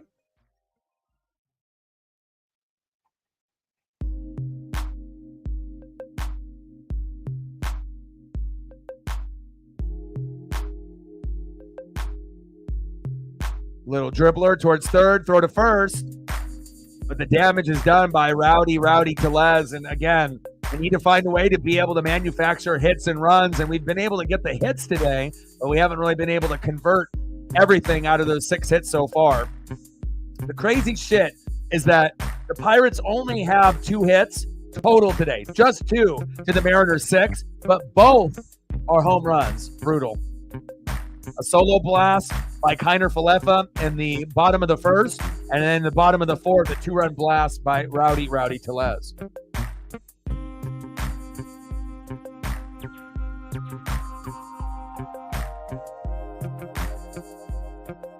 Let's go to the top of the 5th. Next up, center fielder, 2 for 2 with an RBI, Victor Robles.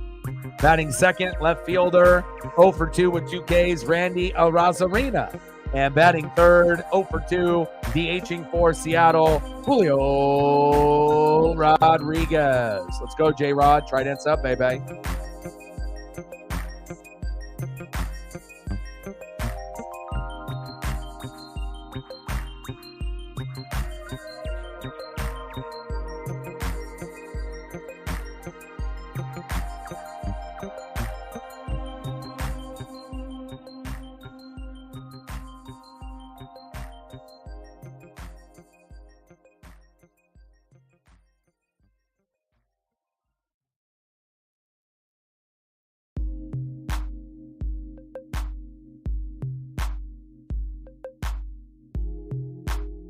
Crazy, Captain Oreo. I don't think I've ever seen that low amount of hits both be home runs all season. And I usually have a pretty good memory. I'm not going to remember everything, but this is the first time I believe that we've gone up against a team that has 2 hits and both of them are for home runs, at least at this point of the matchup. So, all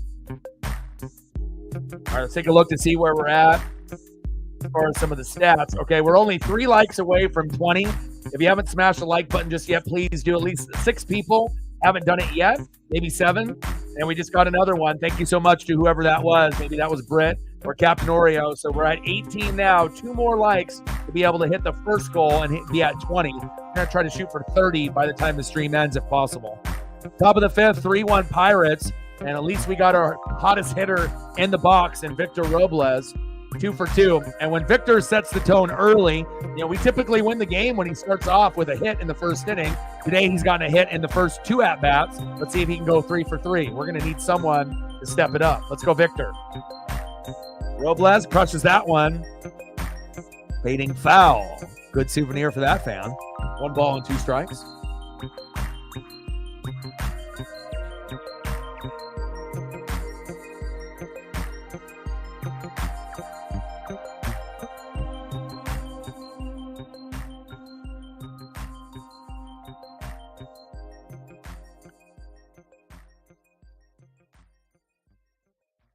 One-two pitch. Robles popped up to left. De La Cruz is there, 1 away.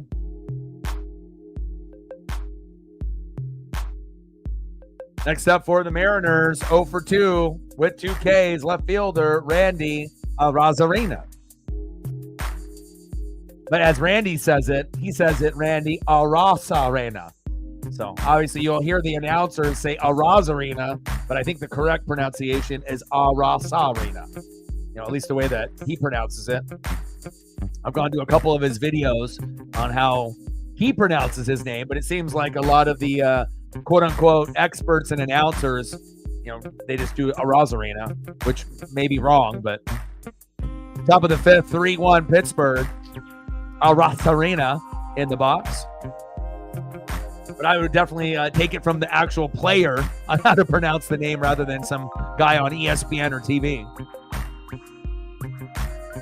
Top of the 5th, 3-1 Pittsburgh with 1 out. Nobody on. 1-1 count from Falter. He's 74 pitches in. Pirates only have 2 hits today, but both are home runs. Isaiah Kiner Falefa with a solo blast in the first, and then Rowdy Tellez with a 2-run blast there in the fourth. Like nothing can go the Mariners' way, man. It's just such a rough stretch that we're in right now. It's like we need J.P. Crawford back as soon as possible. Not only to play defense, but to give us some good vibes. And hopefully his bat will light up in the lineup a little bit too. Like we need a shot in the arm. We need a little spark, And it's nice. We initially got that spark when we got Randy and we got Justin Turner, but it seems like that excitement has kind of faded away, and we don't really have that same kind of aura and vibe, and we've been really struggling as of late. And we thought, okay, we get Randy, we get Turner, it's going to solve some of these problems. But if these guys can't, get into a groove with the other guys, we're back where we started before we even got those two players. Big swing and a miss. Down goes Randy Arena. Come on, Randy. We need you, buddy. Next up, 0 for 2, DHing for the Mariners. We need you in center field. That high ankle sprain needs to get healthy. Julio Rodriguez. Let's go, J-Rod. Trident's up, baby. There we go. Nice job, Julio. Nice base knock into left field. There you go. Nice job, Julio. He might not be able to play defense left either in center field just yet with that high ankle sprain, but at least after going 0 for 5 in his first game back, he's actually provided at least a hit in every game since. Nice job. Exit velo, 101.1 into left field. Nice job, Julio. Now let's see if we can pair that up with another hit here by Jorge Polanco. Let's go, Polo. Come on, baby.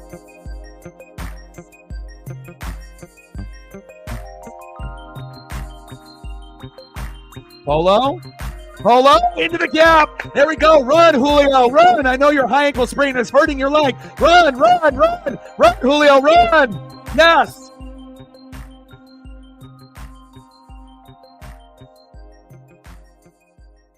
Yes, sir. Julio with an injured leg gets to home just in time. Let's go. All the way from first to home. Yes. Nice job, Polo. Julio having to run gingerly from first to second to third and home. And again, if that throw was a little bit better, he easily would have been out because obviously that leg is still very tender. Nice job, Julio.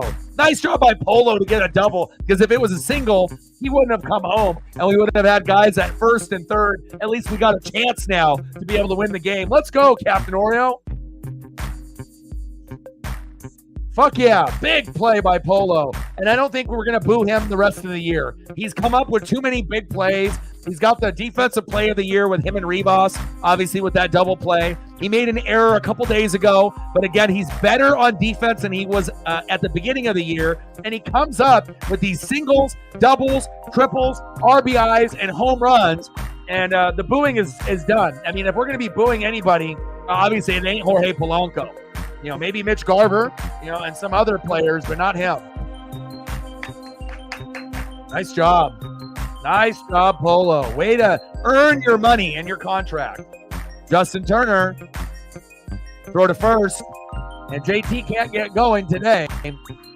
Nice to see him in the lineup, but I would have liked to see Luke Raley play as well. But again, Scott Service just loves to be able to kind of be friends with everybody and give everyone a chance to be able to play. Sometimes it works, sometimes it doesn't. But at least Polo came up with that RBI, and at least Julio didn't get injured, the guy that can barely run and was able to make it all the way home. And now, since Julio put in that effort, we're only down by a run, 3-2. Let's go. Great job. And we get no Cal Rowley in the lineup, but we may see him pinch hit late in the game. That would be great because we might need some late inning heroics. And maybe like this, maybe a little Trident's up. And remember, he is the best clutch hitter on the Mariners in the 7th inning and beyond. So if we end up getting Cal to pinch hit for Garv late in the game, and he gets a bat or maybe 2 at-bats, depending on when he comes in, this might happen. We could end up getting a game-winning home run, by Cal Raleigh. So I'm really hoping that ends up being the case, but we're probably going to have to wait at least 2 innings before we see Cal Raleigh, if at all. Let's go. And I can't wait for my boy JP Crawford to come back as well. We miss him so much in this lineup. All right, let's see who's up next here for the Pirates. Great job by the Mariners to at least give us a chance in this game. Fuck yeah. Next up, 0 for 1 with a K, center fielder Michael Taylor. Batting second in the 8-hole, 0 for 1 right fielder G. And batting third, 0 for 1 with a K, second baseman Jared Criollo. Let's go, baby. Like, sub, donate, comment, share. If you haven't smashed the like button just yet, please do. Lead mod Matt, obviously, is on a Hawaiian time zone, so obviously it's 3 hours earlier. So he's got the day off. All right, we hit to 20 likes. There we go. Now we're at 21. We need 9 more likes to hit the goal for the stream before the game ends, and we have half of the stream to go. We're at 21, 9 more to get to 30. Thank you, guys. I appreciate you. And we're still waiting on our dono train to start, but hopefully we'll get a few people to be able to show some love before the game ends. Bottom of the 5th, 3-2 Pittsburgh. And we ended up hitting over 100 in the donos yesterday, and it was my Paisley Pup's birthday yesterday, and all of the donos will go towards bones, ball, food, ropes, and everything for Paisley Pup. She turns 3, and love of my life, and she was very, very happy yesterday. We even gave her a little bit of pup ice cream. She lost her mind. Bottom of the 5th, 3-2 Pittsburgh. Castillo still on the mound. 0-2 pitch to Michael Taylor. Taylor, little dribbler. Rivas is there. Nice strong throw to Justin Turner. 1 away. Next up, right fielder, G. Juan Bay.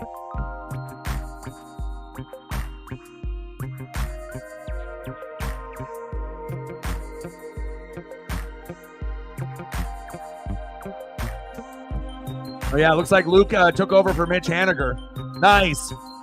But the thing is Haniger went 2 for 2, though. We don't want to have Luke come in for someone that's 2 for 2. These are the type of moves that, you know, like if you're gonna put Luke Raley in, you substitute him for Justin Turner at first base, who's 0 for 2. You don't put him in for a guy that might go 3 for 3 or 4 for 4 or 3 for 4. Do you see what I mean? Like these little subtle mistakes that Scott Service makes, you know, and I get it. You know, you're going to be putting in, unless Haniger is hurt, is there a reason why Haniger got replaced right there? Did they mention anything? I didn't hear anything. But again, you don't want to replace, you know, the guy that actually has been the hottest hitter for the Mariners up to this point, besides Polo and Robles, who are both 2 for 3. Haniger's 2 for 2. Scott Service is like, oh, we want to lose this game or win this game. Let's just take out one of our top 3 hitters today, and we'll bring in Luke. Now, Luke did hit a home run yesterday and did well, but that simple fact, like, I want Justin Turner to play, and he might still come up with a big hit, RBI, or home run. It's possible, but it's more likely that he probably won't. And, you know, I want to go with the guy that's got the hot hand today. So another error and mistake by Scott Service. But we'll see if it ends up working out. Maybe Luke will end up hitting another home run today or making some big plays. But popped up. Robles is there in center field. 2 away.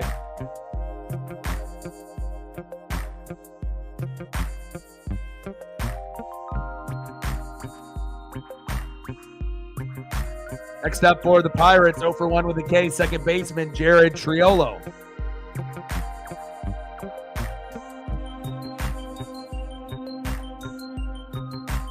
And I normally don't want to have anyone come in, you know, for Justin Turner. You know, I want him playing every day to get the reps in, to play the defense, and, you know, to get that bat going again.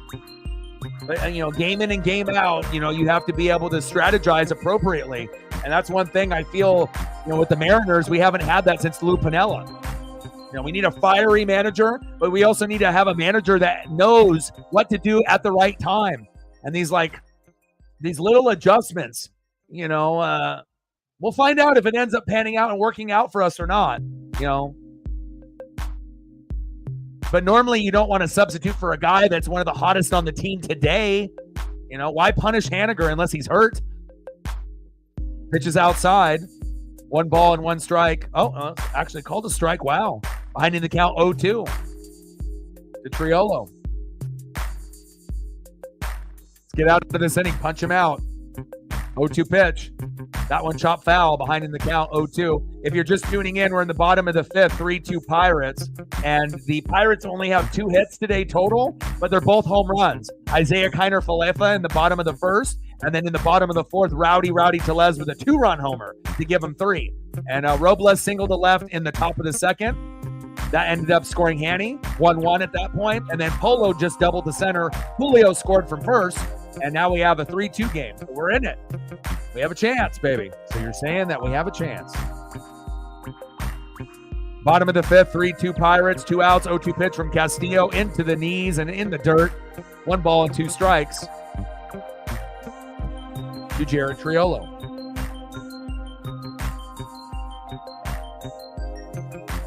Come on, Louise.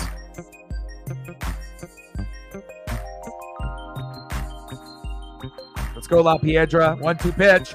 Damn. Pitch is high and inside, tried to jam the hitter. When Castillo pitches, it kind of scares me. It's like, instead of actually pitching, he kind of throws it, to like a spot. And it's like, when you see a guy do like a shot put, and then you just like, you give it everything that you got, but I don't really see a lot of control, in the throws. It just kind of goes wherever it goes. The location, he's not a George Kirby type of pitcher. He's a flamethrower, but his flamethrowing type of style doesn't work unless you're hitting the strike zone. Count is full, 3-2 count. Castillo, right down the middle. That one chopped foul. But that's a big reason why Castillo is no longer our 1. He's our 4. You got Logan Gilbert, Brian Wu, George Kirby, Luis Castillo, and Bryce Miller. And as of right now, we would probably say Brian Wu 1, Logan Gilbert 2, George Kirby 3, Castillo 4, Bryce Miller 5, or maybe we put Bryce Miller 4, and maybe Castillo is 5. I think I like Miller a little bit more than Castillo. I think Castillo might be the 5th best, if we're being honest. I don't really have a whole lot of trust in Castillo. Miller, 50-50. Wu, Gilbert, and Kirby, the trust is like 90%. So there's a trust level that needs to be earned.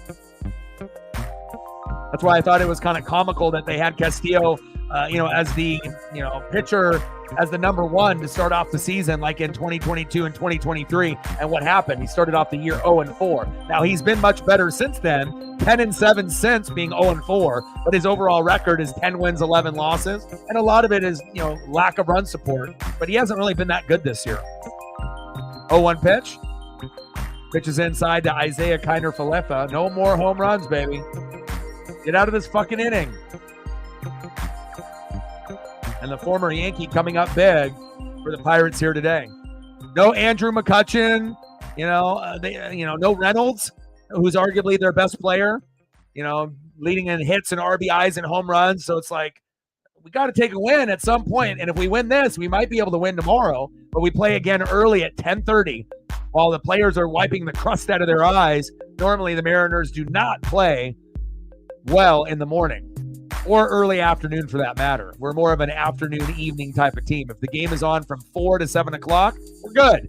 But if it's on at 9 to 1, it's a crapshoot. Pitches inside to Kiner-Falefa. 2 balls and 2 strikes.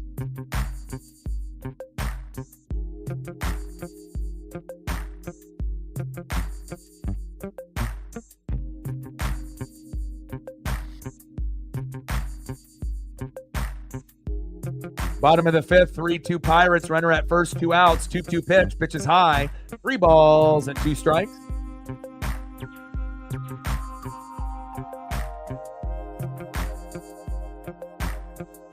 Come on, baby. Keep working. Bottom of the fifth, 3-2 Pirates. 2 outs. Runner at first. Count is full. 3-2 pitch. Castillo, 87 pitches in. Pitch right down the middle, which would have been strike 3 if there was no swing, but Kiner-Falefa crushes that one foul. Count remains 3-2. You can tell Castillo's getting tired out there. Get out of this inning, baby. Dig deep. He's had 50 pitches within the last 2 innings in the 4th and the 5th. He's winding down. 3-2 pitch incoming. Bottom of the 5th, 3-2 Pirates. Runner at first, 2 outs. Kiner-Falefa. Nice base knock by Kiner-Falefa. Now you got runners on the corners at first and third. And now you have to seriously consider pulling Castillo here, but knowing Scott Service, he won't. Because if you end up waiting too late, then the score might end up being 6-2, 5-2, 4-2. And if that happens, we're probably going to lose.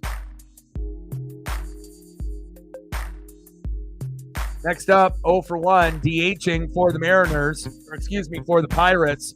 0 for 1 with a run and a base on ball, O'Neal Cruz. Now there's a mound visit here with Garver, Woodworth, and Castillo.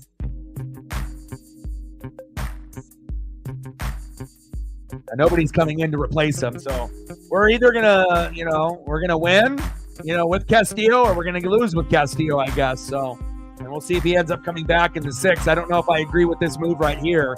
Kind of feels like he's lost his control and his location, but O'Neal Cruz has got that power where he can have one swing and all of a sudden the game is 6-2 and the game's over, even though we still would have 3 more innings to catch up. But I just pray that it'll just be a pop-up, an easy out here. But they keep Luis in the game, and hopefully he can dig it out, and we can bait O'Neal Cruz into swinging at some garbage, into a ground ball out, force out at second, or an easy pop-up in the outfield, and then the inning is over. That's what we got to pray for. I don't think we're going to get a punch-out on O'Neal Cruz. I'd be shocked if that happens. 0-1 pitch. Pitch is outside. 1 ball and 1 strike. Runners on the corners with 2 outs. This is the most critical part of the game as of right now. Like, this is kind of make or break Mariners right here. If they end up getting a home run or an RBI, the game might be over. But if we can get out of this inning, we might have a chance. 1-1 pitch. Fucking A, man. Pitch is outside. 2 balls and 1 strike. Pull this guy. Fuck. But the problem is that our bullpen is so stinky that we have no one we can fucking trust. If we had Matt Brash, it's a no-brainer. But we don't have access to him this year. So there's not really a whole lot of guys. Even Jimmy Garcia has been blowing games for us lately. Hell, even Andres Munoz blew a game for us. Pitch right down the middle for a strike. 2 balls and 2 strikes. Come on, La Piedra. One more good pitch. Come on. Get out of this inning. I think he can do it now. Seems like it feels like he can do it. Like something feels better here. See what a good pitch here. There we go. ESP is right. He did it. There we go. It was ugly there for a majority of that at bat, but something just told me that he just needs one more pitch, and who knows if we'll see him in the 6th or not. But at least we didn't end up losing the game right there. Nice job, La Piedra. It hasn't been pretty throughout this game, but at least you didn't fuck up the game, and we have a chance. And again, I really feel Castillo might be our worst pitcher in our starting staff. Out of the 5 guys, Wu is 1. Gilbert is 2 right now. Kirby is 3. Miller probably is even better at 4, and then Castillo is 5. So I just don't really have a whole lot of confidence when Castillo is pitching. All right, baby. End of the 5th inning. Let's go to the top of the 6th.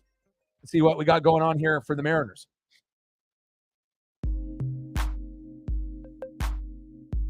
Next up for the Mariners, 0 for 2 with 2 Ks, third baseman Dylan Moore. Replacing Mitch Haniger, who has 2 for 2, and we'll find out if this ends up being a big mistake or not, but he did hit a home run yesterday, coming in right field, Luke Raley. And batting third, 0 for 2, catcher Mitch Garver. Man, it'd be nice to replace Mitch Garver right now and be able to put in Cal, so that way Cal can potentially get 3 at-bats to help us win the game, but you're not going to see Cal come in yet. If Cal comes in, he'll be coming in like the 7th inning or later, so we'll see where it goes. Let's take a quick look at the pitching stats so far.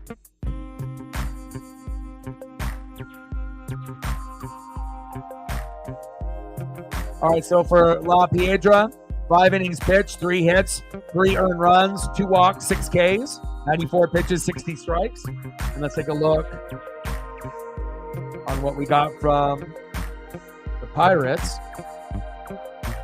All right, and Bailey Falter, 5 innings pitched, 8 hits, 2 earned runs, no walks, 6 Ks. So 12 Ks combined, 82 pitches, 60 strikes. And hopefully we can rough him up here a little bit more. 5-7 record, ERA of 4.07. Going against Skeens, obviously, didn't expect to win that. Like when we got our ass kicked by Scooball with Kirby 2 times. But anybody other than Skeens, we should be able to compete, right? We should. Odin in the building. What's good, brother? How has Raw and SmackDown been? And how have you been? Hopefully your mentals have been a little bit better. I miss you. You're my guy. And again, I know you've gone through a little bit of a rough patch, within these last couple months. And I'm always thinking about you, and hopefully things are going to be getting better for you. Top of the sixth, 3-2 Pirates, and then you got a preseason game against the Lions here pretty soon. So I'll be tuning in and watching a little bit of that. Bucks and Jags play at like 4:30. I'll watch that, and then there'll be a couple matchups later tomorrow. Saints and Niners, intriguing, as well as the Packers and Broncos to be able to see my boy Bo Nix from Oregon to see what he can do. And obviously the Broncos still need more running backs, offensive line, wide receivers, tight ends, defense. But Bo has looked good, and I wouldn't be shocked if Bo Nix ends up being one of the best quarterbacks, if not the best, in this draft class with Michael Penix Jr. when he gets a chance to play for Kirk Cousins in Atlanta one day, as well as Caleb Williams in Chicago. We'll still see what Drake May can do with limited talent there on the Patriots, but I know he's got a strong arm. And obviously J.J. McCarthy injured for the year. The Vikings made the wrong choice, should have went with Michael Penix Jr., and now they're paying the price. 2-2 pitch. Down goes Demo, strike three, one away. 7 Ks there for Falter. Nice job.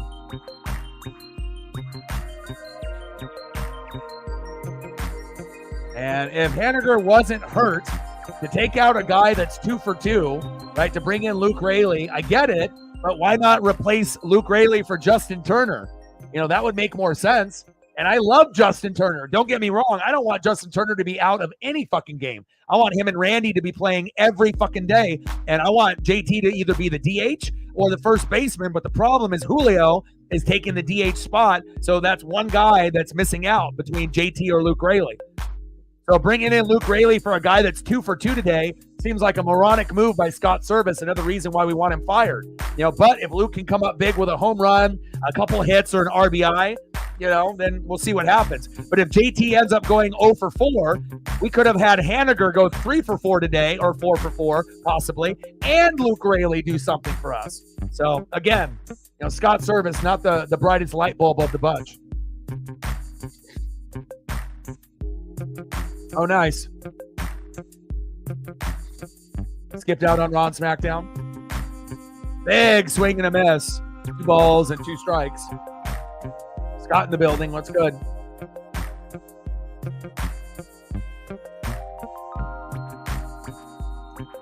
Yeah, that's true. Besides Joe Montana. But there's been a lot of others, you know, that tried, like Rick Meyer, but just couldn't really cut it. But, you know, good college quarterback, though. And down goes Luke Raley. Nice job by Bailey Falter. 8th K for Bailey.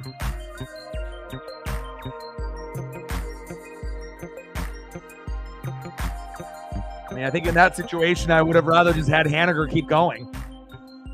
But again, you know, Scott Service, not the smartest guy. And wow, they're taking Bailey Falter out. He's at 92 pitches with 2 outs and nobody on board, and you're taking him out? Why? And Mitch Garver is up? Like, are they scared that Mitch Garver is going to go yard? Ridiculous. Another questionable move by the Pirates manager there as well. I think everyone's being a dumbass today, I guess. But we'll see what ends up happening here. Top of the 6th, 3-2 Pirates. And the Pirates right now, they only have 3 hits. And the first 2 hits were both home runs, and that's why they're up 3-2. The Mariners have 8 hits, but we've only been able to manufacture 2 runs so far. But hopefully we'll be able to get at least 2 more so we can win this game 4-3. But we'll have to wait and see. Anything else going on with you, Odin? You don't have to work this weekend, right? But there's a lot of preseason football that's on, and then obviously racing as well. I'll be watching some Xfinity NASCAR Cup tomorrow, and I'll be watching a lot of the NFL preseason once I'm done with this particular broadcast. If you haven't smashed the like button just yet, please do. We're still waiting on our first dono train to start. We always shoot for 100 in the donos. We did hit over 100 yesterday for Paisley's birthday, and we're at 25 likes. We need 5 more before the stream ends to be able to hit the goal. Now we're at 26. Odin, Son, and some of the others, thank you. We need 4 more likes to be able to get to the goal to hit 30. And then somewhere between 30 and 40 would be great in an early morning broadcast. And hopefully we'll get a individual or 2 to be able to show some love on the dono train, either through Cash App, Venmo, or the Super Chat. Top of the sixth, 3-2 Pirates with 2 outs. Tomorrow is going to be an early start as well. We started at 10 a.m. today. Tomorrow it'll be 10:30. And then once that's done, I'll be able to enjoy some NASCAR Cup and a lot of the football action in preseason. Niners Saints at 5, as well as Packers Broncos. And I'll be watching those as well. All right, Odin, take care, brother.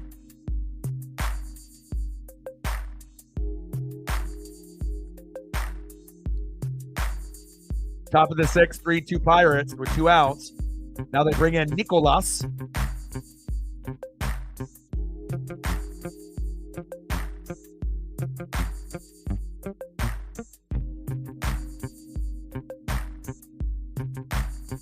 Finding the count 0-2. Mitch Garver, come on, man. Do something, dude. It's like every at-bat, strikeout, pop up, ground out. It's like, hell, you have a better chance getting on base bunting, getting hit by a pitch, or a walk. Man, I'm just speaking the truth. He's terrible. 0-2 pitch.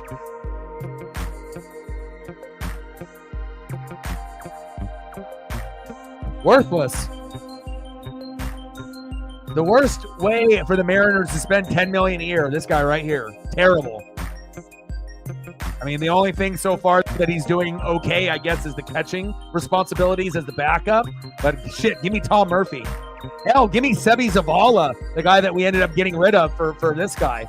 You know, send this guy to AAA or just let him go. Golly. Wish we had another backup catcher so we didn't have to roster this player. But it is what it is. Oh, let's go to the bottom of the sixth. 3-2 Pirates.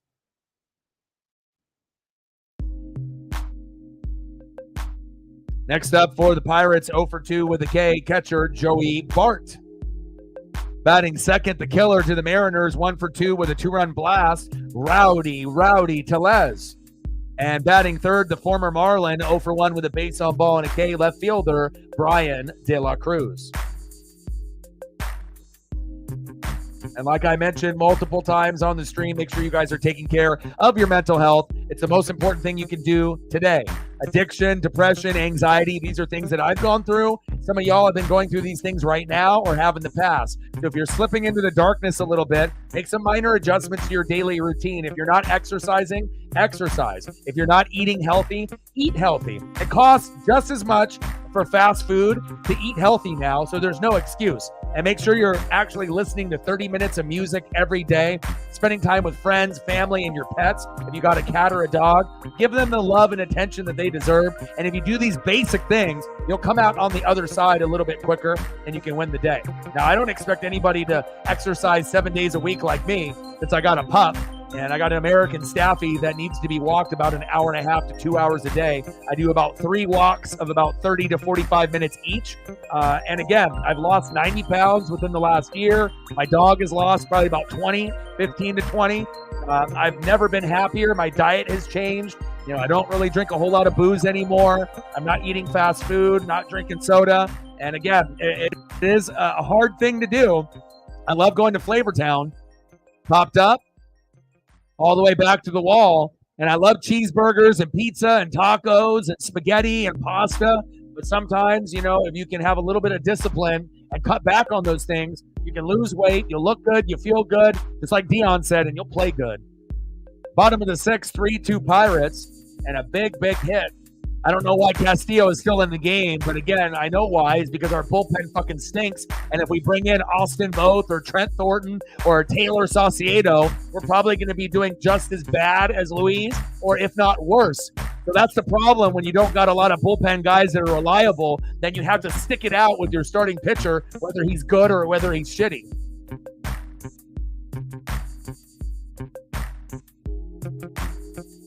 Big hit there by Joey Bart. Stand-up double. And now we have Rowdy Tellez, built like a Mike Ford and a Jared Vogelback. A thicker player. It's either a strikeout or a home run. And he ended up hitting a home run on us. Pitches inside and almost hit Rowdy in the stomach. Wild pitch there by Luis. Garv somehow got that. 1 ball and 1 strike. We need a double play bad. Let's go.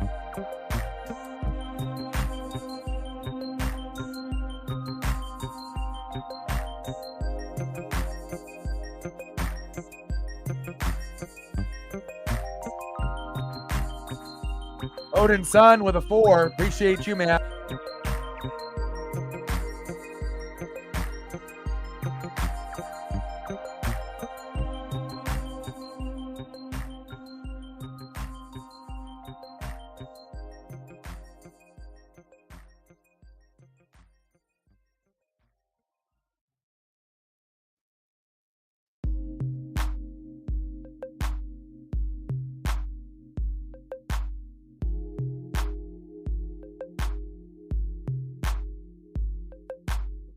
Appreciate you, Odin Sun. We're out of 4. 96 to go.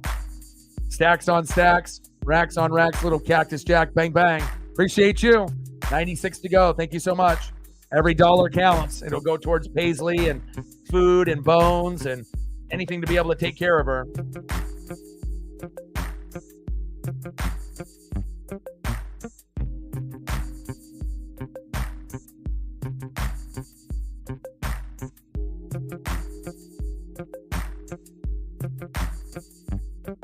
Right to Polo. Safe.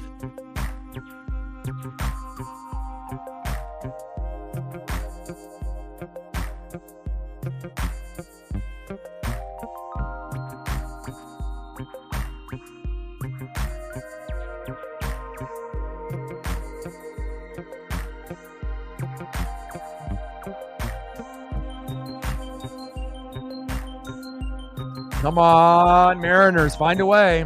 Bottom of the 6th with 1 out, runner at second.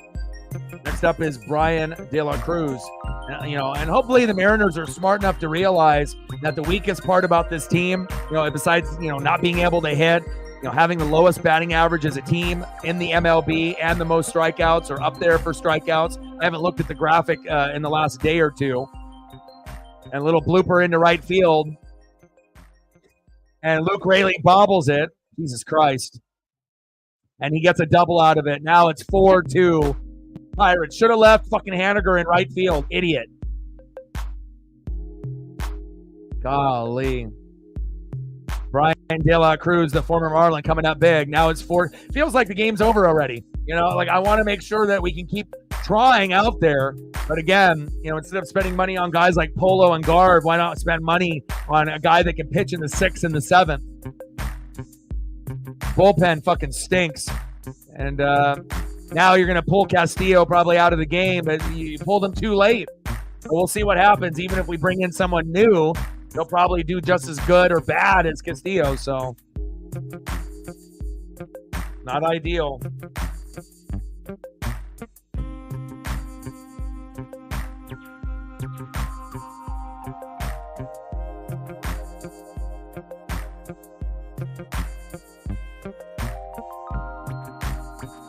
Damn, Scott is an idiot, man. Like I said, and it seems like every adjustment that he makes is the wrong one. Oh, Haniger is 2 for 2, right? You don't let a guy get substituted when they're 2 for 2, but it seems like fucking Scott Service does this shit on a regular basis. So you got a guy that's 2 for 2, right? And then you have a guy that hit a home run yesterday. I get it. But not only does he not get a hit, then he makes a crucial error in right field. And would have Haniger made the error? Maybe not. Probably not. But, not only do we not get the hit in right field out of Luke Raley, and then he makes a big error, and then now we're down 4-2, and it kind of feels like the game is over.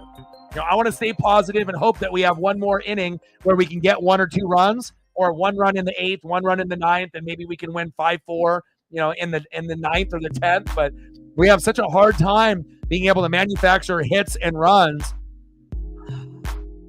Fucking A, man. It's so hard being a Mariner fan. But again, we have to dig deep. We're going to go through these ups and these downs. And, when we're winning, like we did at the beginning of the year, it felt great.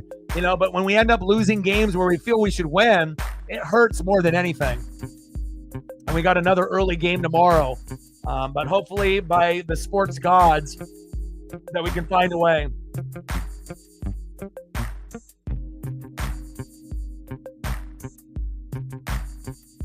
It's like those little decisions that Scott Service makes that doesn't get talked about by the TV broadcast, but I think people that, are streaming the game and people that watch this team on a regular basis like me, Captain Oreo, and a few others, it's very clear when you notice these like subtle mistakes where he thinks he's doing a good thing, but you're actually hurting the team. Is it possible that Haniger didn't get a hit the rest of the game if Luke Raley didn't get substituted for him? Yeah, he could have finished the day 2 for 4, but I'd rather have my chances with a guy that's 2 for 2 and not substitute him. Now, if he was 0 for 2 and you bring in Luke Raley, that makes sense, but not when he's 2 for 2. Fucking stupid. JT Chagua into the game. Hopefully JT doesn't fuck it up here for us. Next up for the Pirates, third baseman Ke'Bryan Hayes. But at least we're not 20 games below 500. At least we're not, the White Sox or the A's. But sometimes when we play baseball, it feels like we're them, even though we know we got a top 3 pitching staff. But not only do we have a top 3 pitching staff, we got one of the worst bullpens in baseball, it feels like, besides Andres Munoz. I don't trust anybody in the fucking bullpen. And then we got guys that I really, really like as far as offense and defense in the lineup, as well as some of the bench guys. I like the team. It's just that it's the wrong combination of hitters, and we, have the wrong lineup almost every day. Too many weak hitters. It's like you got 4 good hitters and then 5 shitty ones. It's like, what do you expect to happen? You expect everyone to get on board when you got only 4 guys that can potentially hit, and the other 5 are a crapshoot. Brutal. Stand with Ukraine in the building. What's good? Like, sub, donate, comment, share. If you haven't smashed the like button just yet, please do. We're shooting for 30, and we're 1 like away from 30. So I'm not sure if you've smashed the like button. There we go. Stand with Ukraine. We're at 30 now. Next goal will be 40 before the stream ends. And we got 3 innings to do it, to get 10 more likes. And if the Mariners can come back and make it 4-4, I think we'll get to that 40 number. But if we don't, maybe we'll hit 30 to 35. 2-0 pitch from Chagua to Taylor. Big swing and a miss. 2 balls and 1 strike.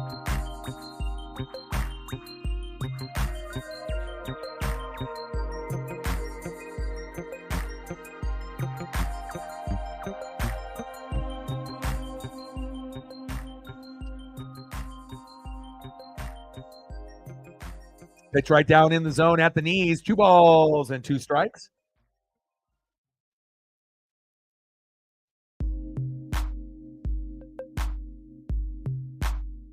Bottom of the 6th, 4-2 Pittsburgh. Runner at second with 2 outs. 2-2 count from JT Chagua. 2 runs, 8 hits, and an error by Seattle. 4 runs, 5 hits, 0 errors for Pittsburgh. And early in the game, they only had 2 hits. And lo and behold, both of them are home runs. Just our luck, huh? Being a Mariner fan, tough. 2-2 pitch. Got him. Nice pitch by JT Chagua. There we go. End of the 6th inning. 4-2 Pirates. And at least JT didn't give up a bunch like Castillo did. He was up here for the Mariners, and hopefully we can get at least a run in the 7th or the 8th. We need at least 1 in the 7th or the 8th, and then 1 in the 9th to be able to catch up. It would be great if we could just get 2 runs, this inning. But the way that the game has been going, we don't really know. I mean, we do have 8 hits today, but we haven't been able to manufacture enough, and we don't have any home runs today either. And we're ready for one. So maybe sub in Cal Raleigh for Mitch Garver, and maybe we can get a little bit of late inning heroics by someone like this, and this could help us, either tie the game up or win the game. Sounds good to me. This is a player that should have been playing today. There shouldn't be a game ever that Cal doesn't play unless he's hurt, or if he has to take a breather. You can't, play every day, being the starting catcher. There's going to have to be at least a day or 2 out of the 5 starters that you have to take a break to let the backup. But,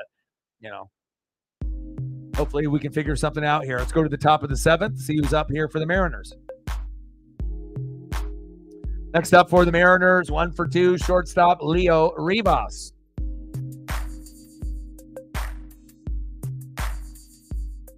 Batting second, 2 for 3 with an RBI, center fielder Victor Robles. And batting third, 0 for 3 with 3 Ks. We need you, Randy. Left fielder, Randy Arosarena. Let's go, baby. No excuses. Let's go.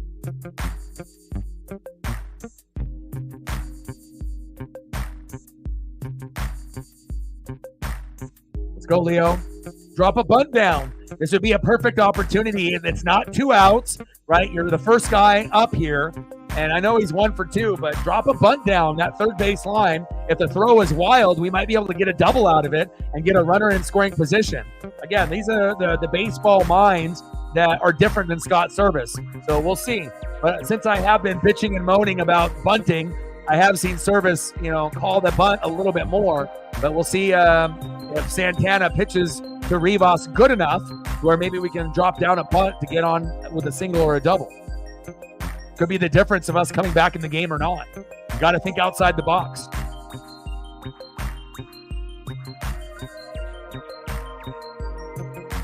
First pitch to Rivas for a strike, behind in the count 0-1. Drop the bunt down. Let's go. The lost art in baseball, dropping the bunt. Come on, baby. 0-1 pitch. Fucking A. On the corner for a strike, behind in the count. 0 balls, 2 strikes. Top of the 7th, 4-2 Pittsburgh. Santana in the game. Rivas in the box. 0-2 pitch to Rivas. Chopper towards first. Garbage at bat. Could have bunted. You never know what would have happened. 1 away. That was a perfect situation to bunt. The 9-hole hitter. There's no one else out, right? You have the opportunity to drop a bunt in the first 2 pitches. See where it goes. But, that's the difference between someone that, is trying to think outside the box and what we have with Scott Service. Next up, center fielder, Victor Robles. 2 hits in his first 2 at-bats. Let's go, Victor. Robles popped up on the first pitch. Easy out. 2 away. Fucking A. And next up, left fielder, Randy Arozarena. We can't have the better hitters get out so quickly like that. We need Victor, we need Randy, we need Julio, we need Polo, we need Turner. And get fucking Cal Raleigh in the game, damn it. After getting sucked by the Tigers and then losing yesterday to Skeens, it's like some of these games are within reach. But just some of these bad fucking moves by Scott and the ineffectiveness of the guys in the box. It's just frustrating.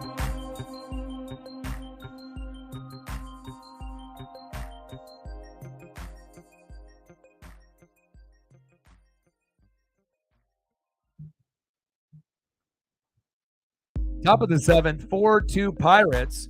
2 outs.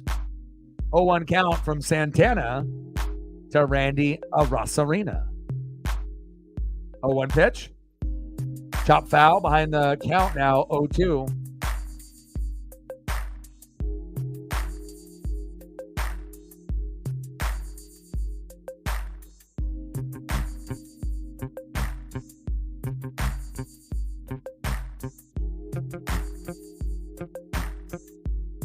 Pitch.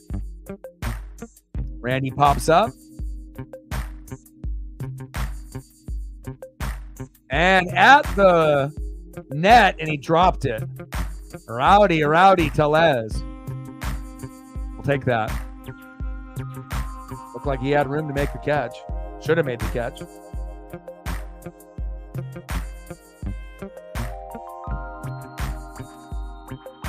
And we just got to pray and have faith that, something happens, in the 8th or the 9th. But, once you go on a losing streak, you try to be as positive as possible. But sometimes you just look at the body language of the players and the decision that Scott Service makes, where it's like they almost have thrown in the towel and, you're waving the white flag and already waiting for tomorrow, But again, it's like, the games that we have lost to the White Sox and the Angels and the Tigers and now the fucking Pirates. And I get it. Yesterday with Skeens, that should have been a loss. But every other game after Skeens, we should win or be right there. And it's like a fucking struggle pulling your fucking hair out every day. 0-2 pitch. And down goes Randy. Fucking A, man. Randy has been cold as of late. And we need him to be hot if we're going to actually be effective out there. Let's go to the bottom of the 7th, 4-2 Pirates. I'm going to go check up on my pup here real quick. And hopefully the Mariners can find a way to come back. But right now, it's not looking too good.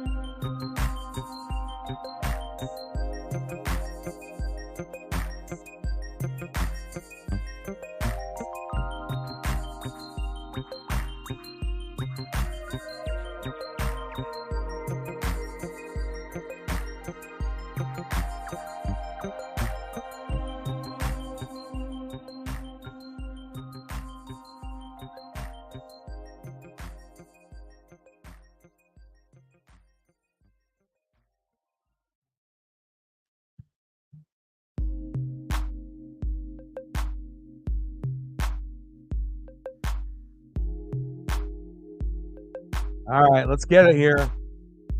Last ditch effort.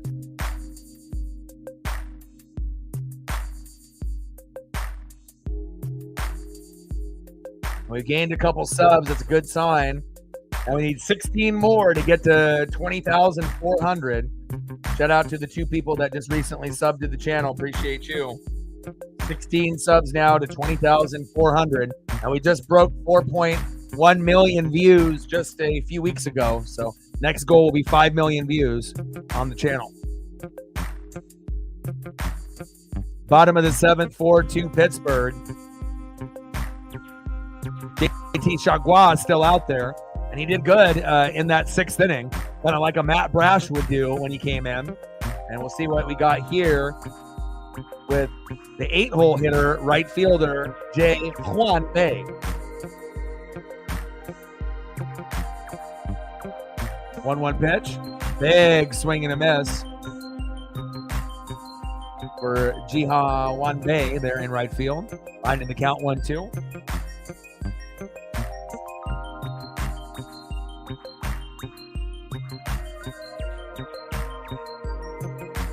Pitch is low, into the dirt. 2 balls and 2 strikes. Come on, Mariners.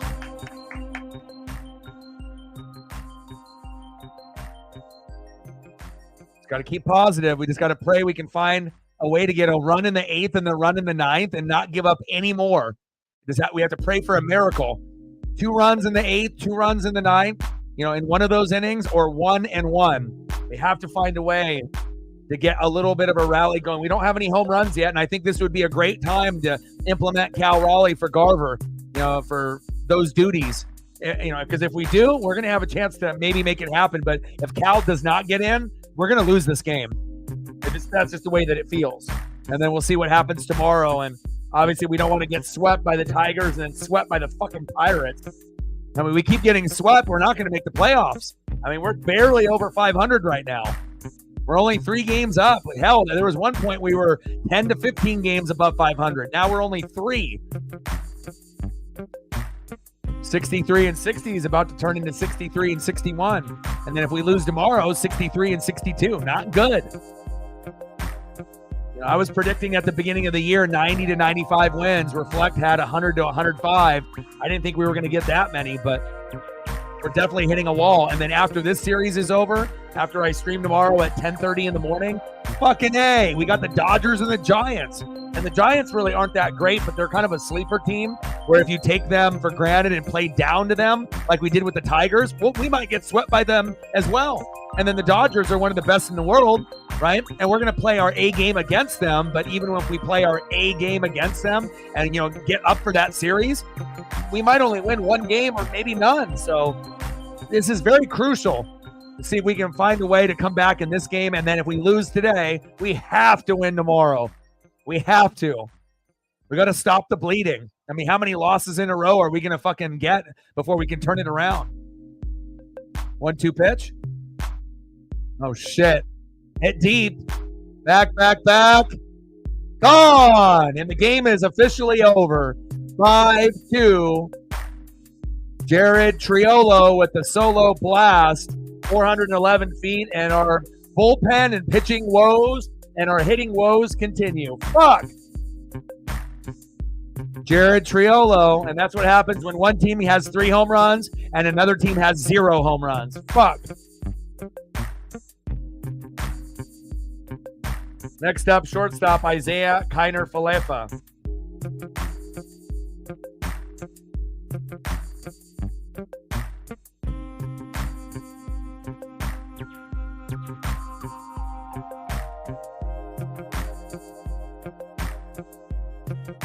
Fucking brutal, dude.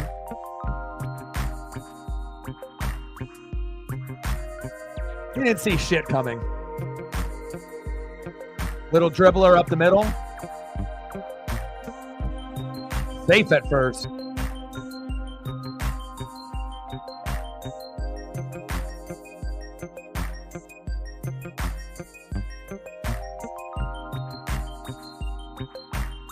Nice hit by Isaiah Kiner-Falefa. Next up, 0 for 2 with a run base on ball and a K, DHing O'Neal Cruz.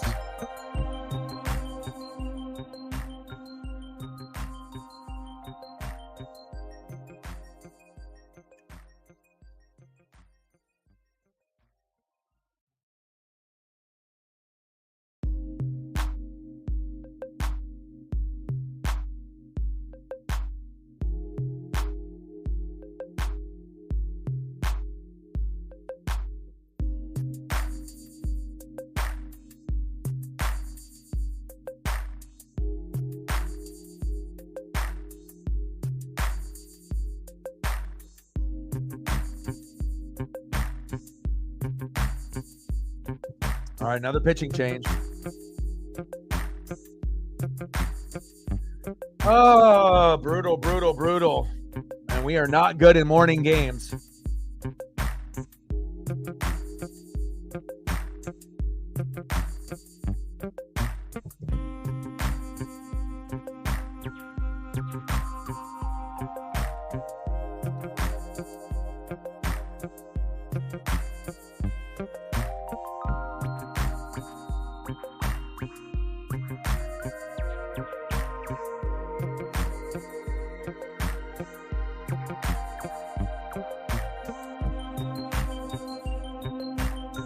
All right, we're at 32. Appreciate you. 8 more likes to hit the goal, to hit 40 before the game ends. I have a good chance to do that. Obviously, the Mariners most likely will not be able to come back at this point. And our losing ways continue. And again, when we score 1 to 3 runs, we have like 4 wins and 40-plus losses this year, and it's not going to get any easier. We got the Dodgers, we got the Giants, then you got the Tampa Bay Rays, the Angels. So when you're looking at those series, people would say, well, the Giants and the Rays and Angels, you should be able to win those. But we're having such a hard time, with teams that are 500, slightly below 500, or even bad teams. Who the hell knows what's going to happen? Now we bring in Taylor Saucedo, which might be the worst fucking bullpen player on the team. Worst player on the team is Mitch Garver, besides this guy right here, Taylor Saucedo. Those are the 2 worst players on the team by a landslide. Sauce popped up. At least we were able to get out of that particular batter there. O'Neal Cruz, 2 away.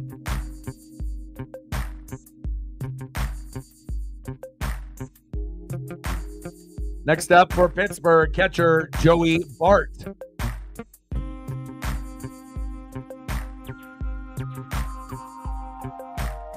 I mean, it's all nice and dandy when you have a top 3 pitching staff, but if your bullpen stinks and if you can't hit and your, batting percentage as a team is the worst, you strike out the most, it doesn't really make a good formula to win games.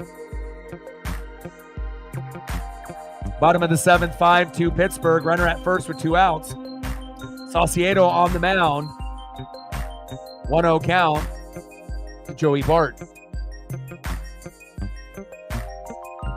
Pitches low at the knees. 2 balls and no strikes.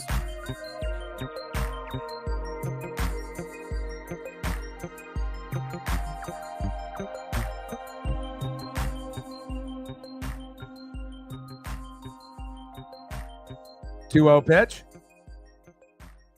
That one chopped foul. 2 balls and 1 strike to Joey Bart.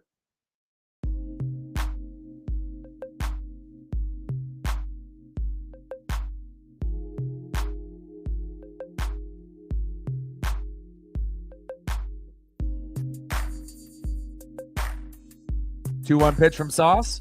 Throw to first. Safe.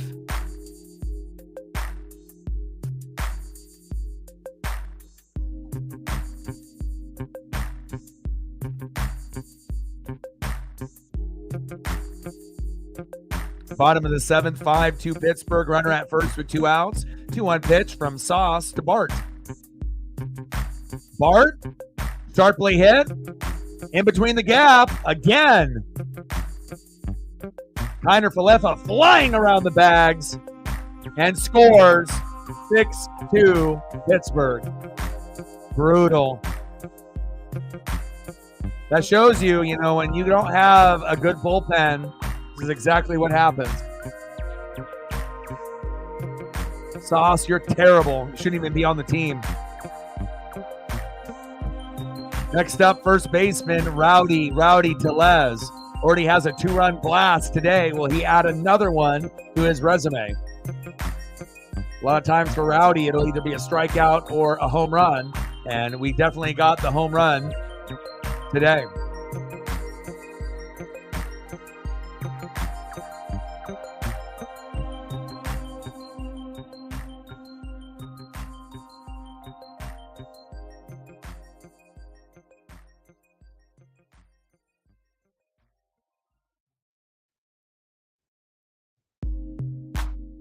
The crowd chants, Rowdy.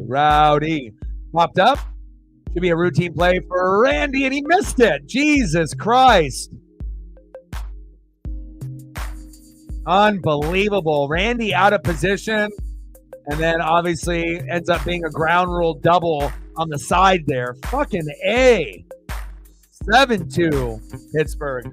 Everything going wrong for the Mariners here. Unbelievable. Obviously, the wind carried that baseball, but Randy was out of position. Hits the mitt and then goes into the crowd. Unfucking believable. Next up, left fielder Brian De La Cruz. I guess when it rains, it pours against us, huh? Of course that fucking happened. And I don't even know why Sauce is even fucking playing. He's terrible. Every time he plays, he stinks. He never gets, he might be able to do okay with just 1 out. Like if he comes in and there's 2 outs already, he might be able to get a lucky pop-up or ground out. But when he has to come in and get 2 outs or more, he's always giving up hits, RBIs, or home runs. He's fucking terrible. He is the worst bullpen guy we have by a billion.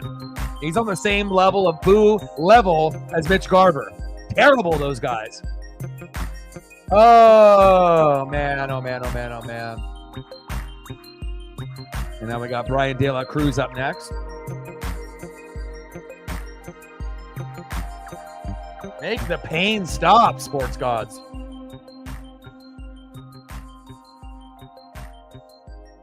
And we got George Kirby on the mound tomorrow, so at least we have that. They're undecided. But again, this is what happens when you don't play Cal Raleigh in a game. You get your fucking ass kicked. And even if we did have Cal, obviously the score still might be the same, but it might not be. Maybe we end up being at 7-3 right now or 7-4. But, oh, man. When will this losing streak end? That's why it was so imperative that we won that last game against the Tigers and not getting swept. And now it's carrying over. We got swept, and you had Skeens. You already knew that was going to be a loss. And now you got 2 games that you feel that are winnable if the bats and the pitching can be halfway decent. But we never can check off all the boxes. It's like starting pitching is good. Oh, but the bullpen stinks. Oh, starting pitching and bullpen are great. Oh, but there's no hitting. Oh, hitting is great, but the pitching stinks and the bullpen is good. Why can't we just check off all the fucking boxes in one game? But I guess that's what it is, right? Now we're bringing in Thornton in for Sauce, which shouldn't even really make a difference. He stinks too. Not as bad as Sauce, but I don't have any trust in Trent either. That's tough, Jerry. But we're still 3 games above 500. We could still end up making a wild card. And if we get into the dance, you don't know what's going to happen. And when JP comes back, that'll be the shot in the arm that we need, for his aura, his vibe, playing shortstop. And then once Julio moves to center field, I think things will be better. But we got to wait for that high ankle sprain to get healed for Julio. And we need JP to be healthy. And I honestly believe once those 2 things happen, then we're going to start to go on a run. But even if we do, we might end up missing the playoffs by a half game or 2 games. We might end up getting, our ass kicked now. We get JP and Julio back to their regular position, shortstop and center, right? Move Victor Robles to right, and then we'll go on a little bit of a run, and then it'll get down to the end of the season, and then we might end up shitting the bed, and we might end up missing the playoffs by a game or 2, maybe more, or a half game. But, I mean, at this point, it looks like Boston is trying to take our spot, and I just hope that things get a little bit better. De La Cruz popped up. Randy is there this time. And the inning is over, but the damage is fucking done. 7-2 Pittsburgh.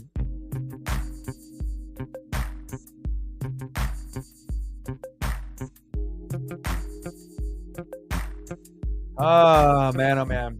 Well, like I said, it's just about getting the right combination of players. Does Service deserve to be fired? Fucking most definitely. He stinks. His decision-making is terrible. Like, we had Mitch Haniger today, 2 for 2, and then he puts in Luke Raley. Why? Put in Luke Raley for Justin Turner at first, not for a guy in right field that's 2 for 2.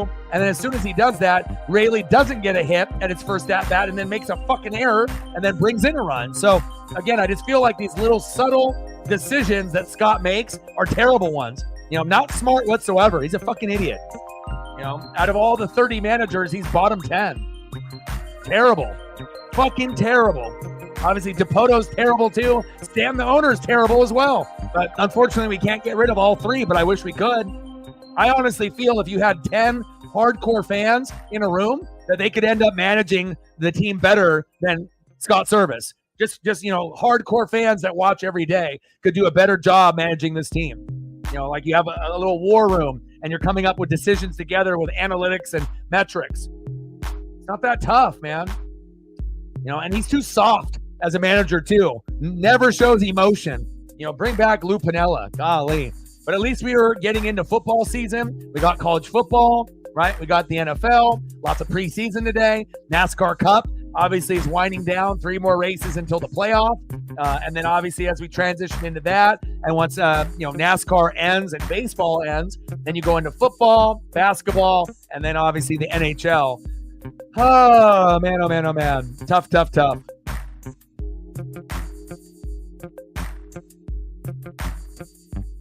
It's like once JP and Julio come back, if they're healthy, I don't expect them to be like, all-star level type of players, but just getting JP back to shortstop to play defense, get Julio in center, move Robles to right, so we don't have to worry about playing guys like Luke Raley or Haniger or Demo as often, and then if Rojas keeps playing like shit, you might have to move Demo to third base permanently, but again, Lazaro Montes, Harry Ford, Colt Emerson, Cole Young, I know these guys supposedly aren't ready, but even if they're not ready for the bigs, I would rather go with them than go with fucking Garv and some of these other guys that they're throwing in there. I mean, fuck. But I guess that's how it goes. And again, we were winning a lot of games early on. We've definitely hit a fucking wall, and we need a shot in the arm, like the trade deadline that gave us when we got Randy and we got Justin Turner. But after, the trade deadline ended, that spark and that energy lasted for about 2 weeks, and then we're back where we were before we got those players. Like, we're dead emotionally. We're dead inside. And I need to be able to get that shot in the arm. Who's going to give us the fucking spark? And if Julio can play defense and run the bags and he can be healthy, that could be a spark. JP getting more double plays and him having an occasional wow home run or RBI, that could be 2 players that could help to get rid of the other 2 that aren't cutting it, like Garv and the lineup. And then hopefully we can have the right, 1 through 9 as well. Like Ribas shouldn't be fucking playing. Garver shouldn't be playing. Demo shouldn't be playing. Haniger shouldn't really be playing either, even though he ended up going 2 for 2 today. You know what I'm saying? Like, you can't look at the lineup card before a game starts and see, oh, we got 4 guys that can hit and 5 that can't, There's so many problems right now, but again, it's not like we're 20 games below 500. It's not like we're the White Sox. It's not like we're the fucking A's, even though we feel like it. We're still 3 games above 500 now, about to be 2, But if things don't, end up getting better quick, we're going to be below 500. We got the Dodgers and the Giants next, and that is not ideal. And then after that, the Rays and the fucking Angels. And most people would say, well, you guys can beat the Giants, Rays, and Angels. Can we? Oh, we just got hit by a pitch there, Julio. Last thing we need is him to get hurt with the fucking wrist. Fuck. Yeah, Garver is some shit. I 100% agree. Hopefully Julio's okay. Grimacing a little bit.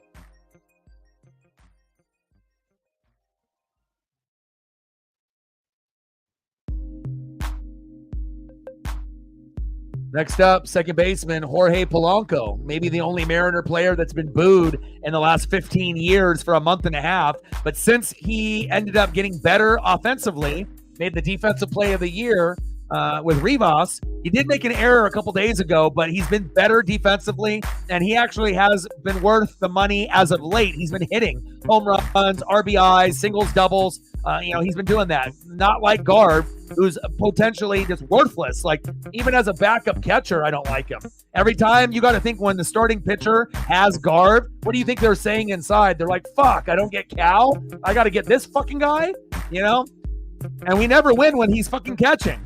Whether it ends up being George Kirby, or Luis Castillo. And why the hell do you have your top two pitcher or top three with one of the worst catchers? Like, you should have Wu, Kirby, and Gilbert with Cal every time. If you're going to end up punishing a guy, it should be Castillo and Miller that have Garb, catching, not fucking Cal, going to some of these other guys. Like, Service, there's just so many fucking problems with that guy. But again, they're not going to fire him in the middle of the season. The best that we can ask for is if he gets fired at the end of the season.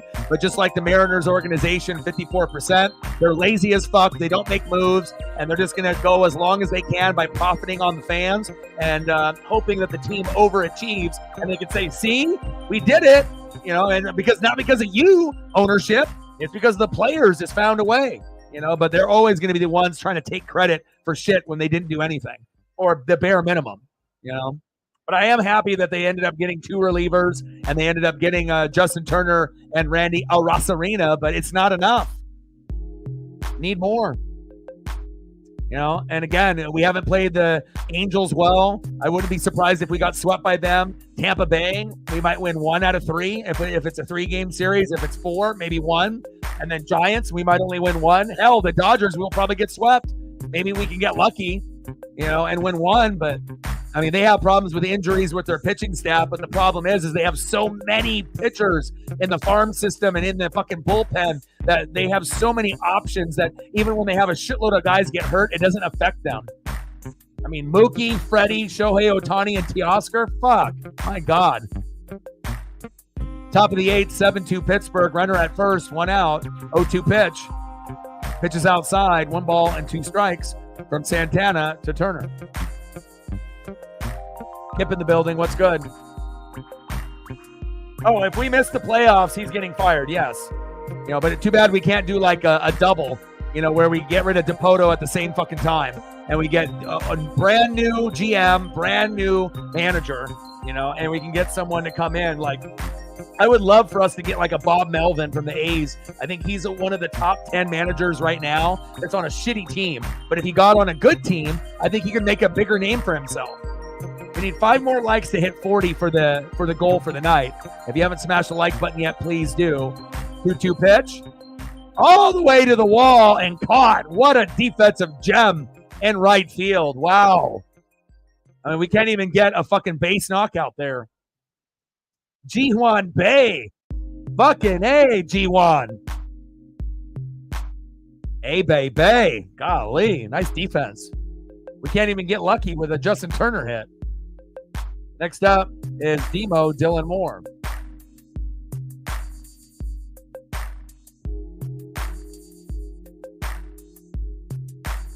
But the baseball will be better when JP comes back. You'll notice, like, the team will be re-energized. He's one of the best personalities in the clubhouse, and he's a good defender. Obviously his game this year hasn't been as good as in 2022 or 2023. It's been a down year for him and Julio, but just the simple fact of having him out there will help us. And I guarantee that that'll be a little bit of a shot in the arm for us, but we're going to need more than just him. All right, we need 4 more likes to hit the goal for the night. We're at 36. If you haven't smashed the like button yet, please do. 4 more to hit the goal. And we're at 4. We need 96 to go to hit the dono goal. But we did hit over 100 for Paisley's birthday. Shout out to all the people that donated yesterday, and that'll help her get bones, ball, rope, food, and any type of goodies for her birthday, and she turned 3. Jerry, I always keep it 100 in real. I definitely feel that Oregon is going to take over the Big Ten. It'll be us and Ohio State. Obviously, we know Michigan and Penn State will be good as well. But, the top 4 teams in college football, Georgia, Ohio State, Oregon, Texas. So we're getting closer to winning a natty and getting to another natty. And I feel if Dan Lanning stays for 5 to 10 years, we will make a couple natties, maybe lose the first one and win the next. But there is a chance that we could end up winning a couple natties in 10 years if Dan Lanning stays and doesn't go to Georgia if Kirby Smart gets fired. I honestly believe that we can go 10-1 or 11-0 this year. And I think Dylan Gabriel is the front runner for the Heisman. He's number 1 right now. And again, if Gabriel wins the Heisman, we could end up winning it all, or we might go to the natty against Georgia and lose, but still win the natty, still win the Heisman with Gabriel. But if you look at our roster, you look at the depth that we have, the transfers like Muhammad from Washington, all the 5-star, 4-star guys that we have, even with the guys that went to the NFL, like Bucky Irving to my Bucks, we're still fucking loaded. And Bo Nix is gone, Troy Franklin's gone, but it doesn't matter. So I really do feel 10-1, 11-0. It really is going to come down to that Ohio State game in Eugene, in Autzen. I'm going to try to go to that. But if we win that game, I think we can go undefeated because I think that we're better than Michigan. They don't have Harbaugh, so we don't have to worry about that. Penn State is a good team, but they're not as good as us. And then there's all those other teams, that are in there, but they're not on our level. We're in elite company now.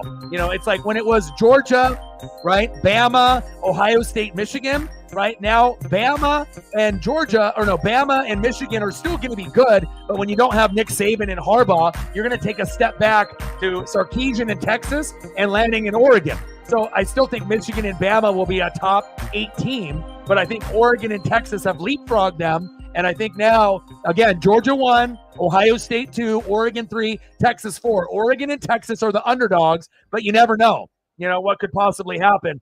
Most likely scenario, Georgia or Ohio State wins the natty this year, but I think Oregon is better than Texas, and I think that Oregon would be the 3rd team, that if we got there, we could do it. But it would be really tough against Georgia or Ohio State, but I think that we would have the team this year that if we put it together, that we might be able to do it. So, but again, we still got to be able to put in the work, but it just feels like we've turned the corner and we've never been this high in the rankings with this type of team. We got the best unis, we got the Nike money flowing in, and a lot of people are going to be transferring to Oregon. And I feel a lot of these high school and college kids want to put Oregon on the map for a natty instead of just being a team that gets to a natty and loses, or a team that has cool uniforms and cool helmets and cleats, but you never win anything. The O stands for 0 championships, and that's what most people say in the Big Ten, and they want to talk shit. But they'll learn, once we beat up Wisconsin and Penn State.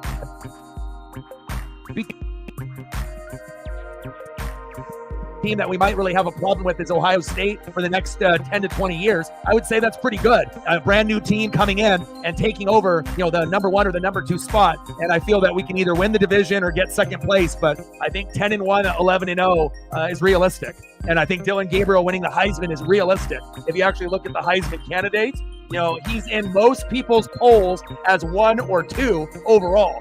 And there's a reason for that. He's very talented. So, yeah, Ohio State is fucking stacked. I mean, that's why they're ahead of us. They're at 2 and Georgia's at 1. They have a lot of NFL players there, a lot of talent. Ryan Day is a good coach. We know that, right?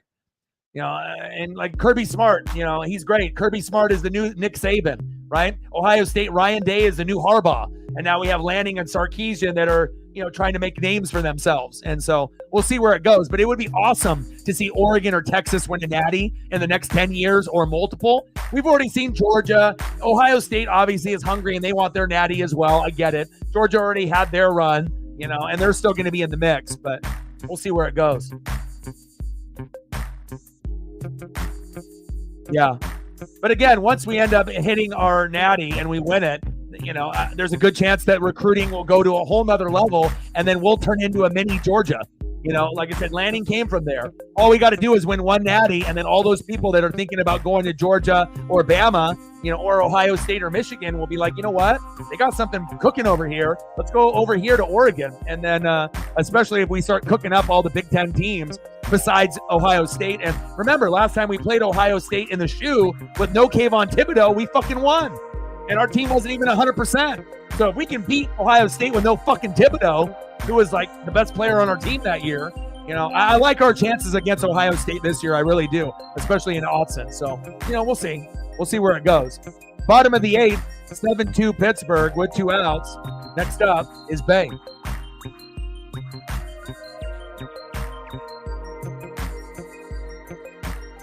Yeah, it's definitely not looking good, but it's not like we're going to be able to fire Scott Service right now. I mean, it would be awesome if they did. If they wanted to, have Manny Acta or some other person, as the manager, temporary filling in and whatnot. But even if we ended up firing Scott Service, do we really think that that's going to turn everything around? We've got the lowest batting average as a team in MLB, 30 out of 30, like the most strikeouts out of any team. We have injuries on top of that as well. And it would give us a little bit of a spark when JP comes back and Julio's healthy in center. And if we fired Service, but still, there's still no, guarantee that you get rid of Scott, that all of a sudden we go on some fucking 10-game win streak. Not likely to happen. Maybe a little bit better in the win column, but I don't think it's going to be like that significant. It's not like Scott or Manny can go out there and bat and pitch themselves, but Scott does fuck up a lot with his moves, and I don't like him at all. Bring back Lou Piniella. Hell, I'd rather have Lou Piniella in a wheelchair at fucking 110 years old than having fucking Scott out there. Scott shows no emotion. He's too much of a buddy kind of coach. And if you're a buddy, like a friendly kind of guy, you're too passive, Like sometimes it works for guys like Tony Dungy, like for my Bucks, but the reason we got rid of him and he went to the Colts because we needed a Gruden type of coach. Nice catch in the outfield by Victor Robles, and that is the end of the 8th, 7-2 Pirates. Yeah, but we're not going to fire anybody mid-season, especially when we're still 3 games above 500, about to be 2, But based on how Scott has done, it would be worthy of a firing, but. Again, Stanton, shitty owner. Dipoto, shitty GM. Scott, shitty fucking manager. That's just being real. I've been watching this team since 85. And again, it's like Scott's had one good year, where we overachieved and it took a Cal Raleigh, walk-off for us to be able to make it, and then we ended up overachieving and, beating the Blue Jays. But we couldn't beat the Astros and, the whole Robbie Ray fiasco. So we'll see where it goes. Yeah, I mean, if we brought up Harry Ford, Lazaro Montes, Colt Emerson, and Cole Young, I agree. I think that if we played those 4 guys and we brought them up, even though some of them are single A, high A, double A, not all of them are in triple A yet, I honestly believe that single A, high A, double A guys that could go 1 for 4 more than Garv and some of these other guys that we have in the fucking lineup. I agree. But again, they're waiting, to bring these guys up, so.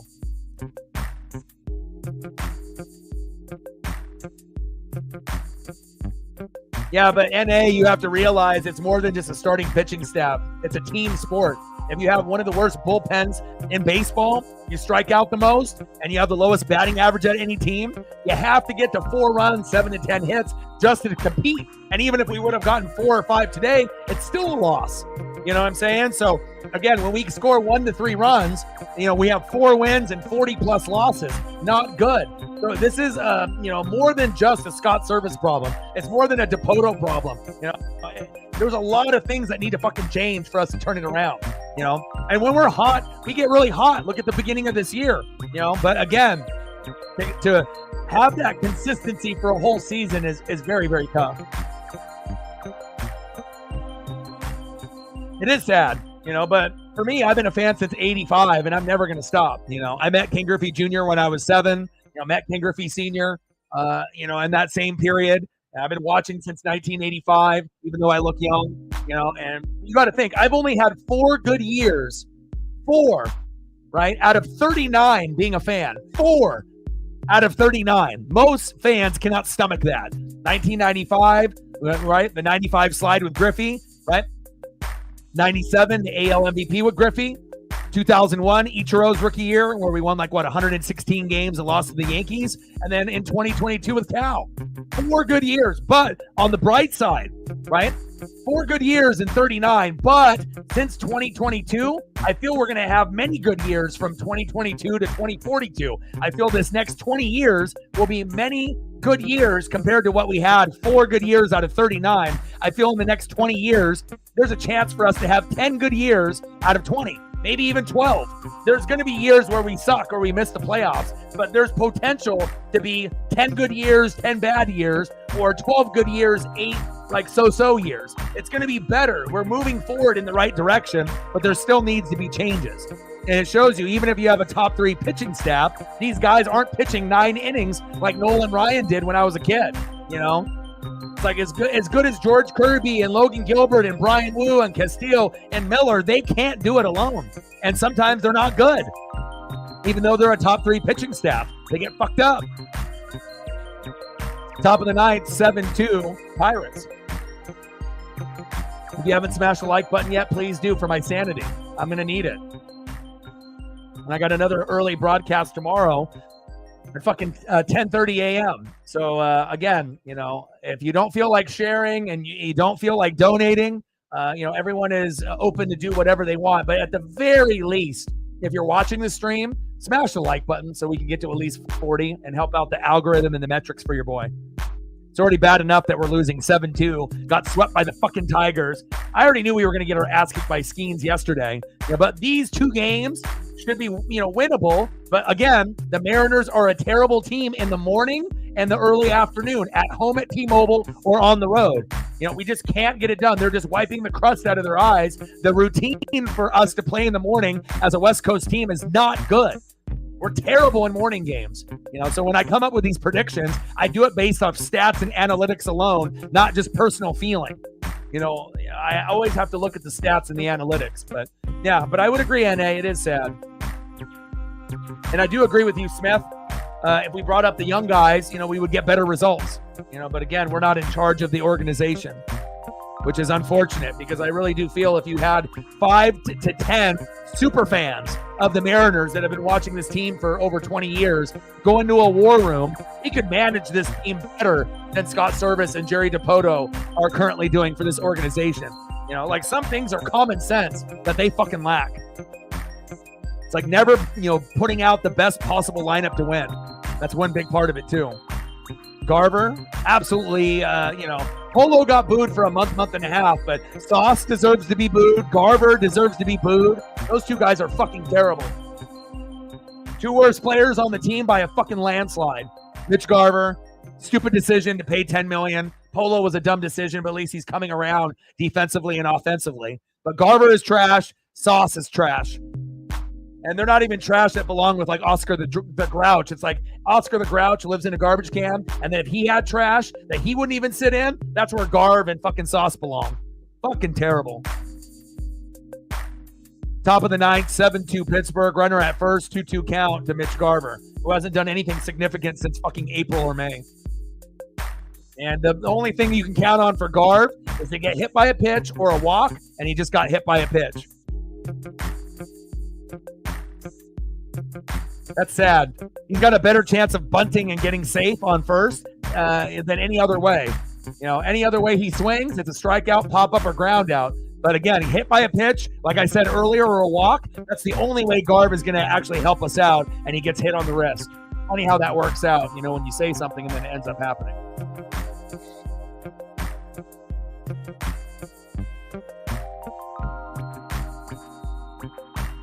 Now, you're really going back. I love it, man. How long have you been watching the Mariners for?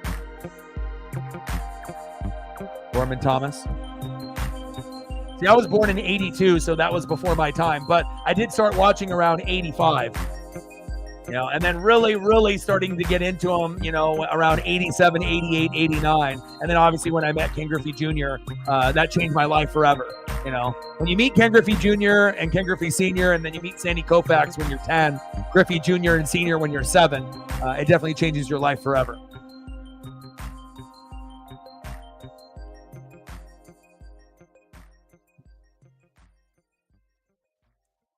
Jeff, I agree.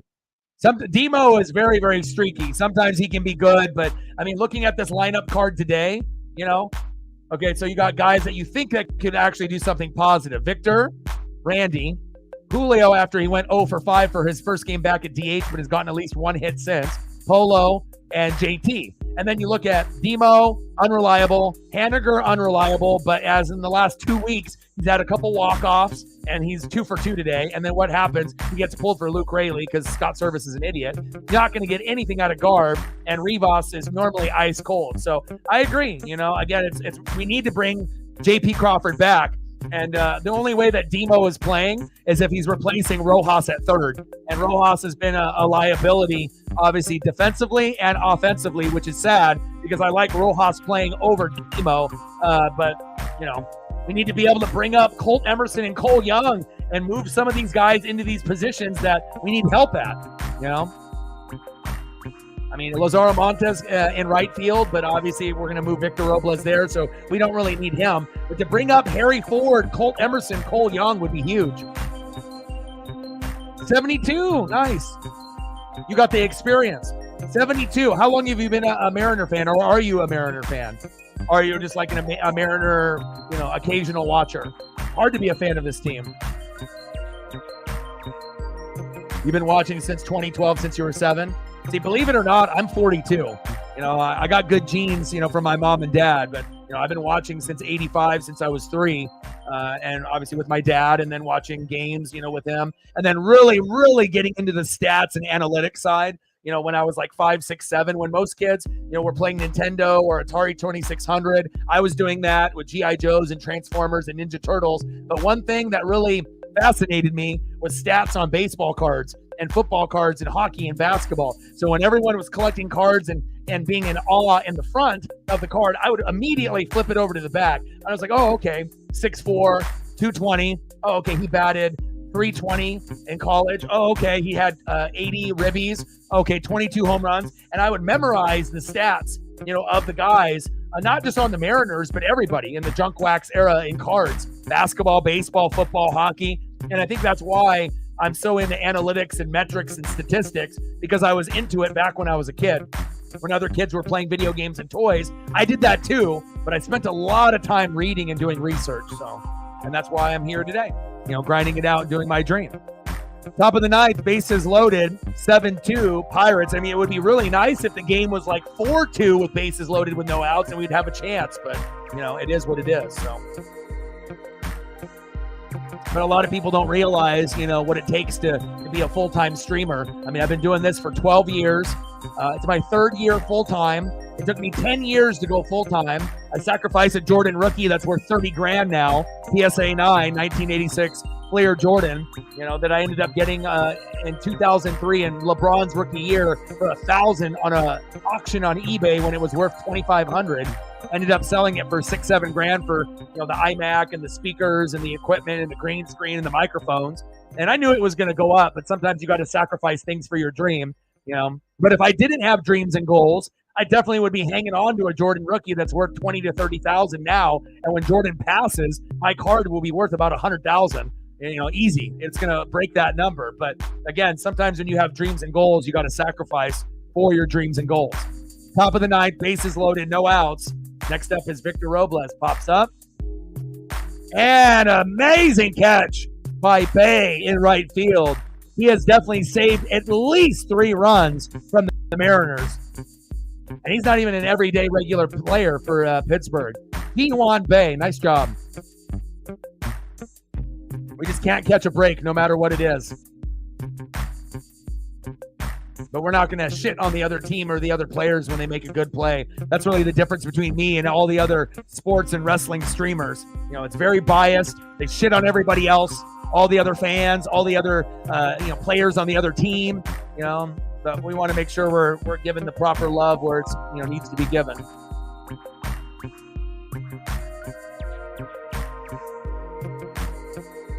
Nice. Hell yeah. I love seeing people that are my age or a little bit older that have been, going through this misery, and you're going to get fans that are, 20 years old that are just new to this, or 30. But, when you're 40 and up, half of the channel fan base is under 40 and the other half is over. So the youngest people that watch the channel are like 10, 12, 13, 14, but the oldest we have is 90. So that as a regular watcher. So it's really nice to be able to learn from people that are your age and older. And I'm always learning something new, even though I try to be an expert for the Mariners and the MLB and the NFL and college football.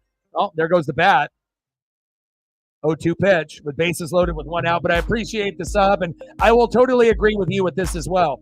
Timo will get hot for about 2 to 4 days, maybe 2, 3, 4 games, and then kind of be worthless for a month. And then, again, if Rojas keeps playing bad at third and being a liability and his numbers don't go up, that might be the person that replaces him. Probably not good to have one guy that's not that good to get replaced by another guy that's not really that good. So, no, I get it, man. Trust me. A lot of Mariner fans are in the same boat. They pull their hair out, turn the game off. But again, this is my full-time job, so I don't have the opportunity to walk away like a normal Mariner fan would and turn the game off or just go do something else. So I got to look at the positives out of any negative situation. And again, I do 150 plus games. I'm the only one that is a full-time Mariner live streamer on YouTube. So as the Mariners get better, we'll get bigger. But again, someone has to be able to hold down the fandom for the Mariners, and it's me. Top of the ninth, 7-2 Pittsburgh. Bases loaded with 2 outs. 1-1 count to Julio. Julio crushes that one. The really sad part is that if we hit a grand slam here, we still might lose 7-6. Crazy. Yeah, and again, my dad was a big influence in my life. He's still alive. And I met Ken Griffey Jr. when I was 7, got his autograph. Ken Griffey Sr. was there. Still have the rated rookie Don Russ, best signature in sports out of any baseball, basketball, football player. And then we met Koufax when I was 10, and we still go to games today. And my dad has been a fan. He used to grow up in LA watching Koufax and Drysdale, and he has been a fan since the 50s for the Dodgers. So obviously if there's another team that I root for, it'll be them, but I'm Seattle Mariners all the way.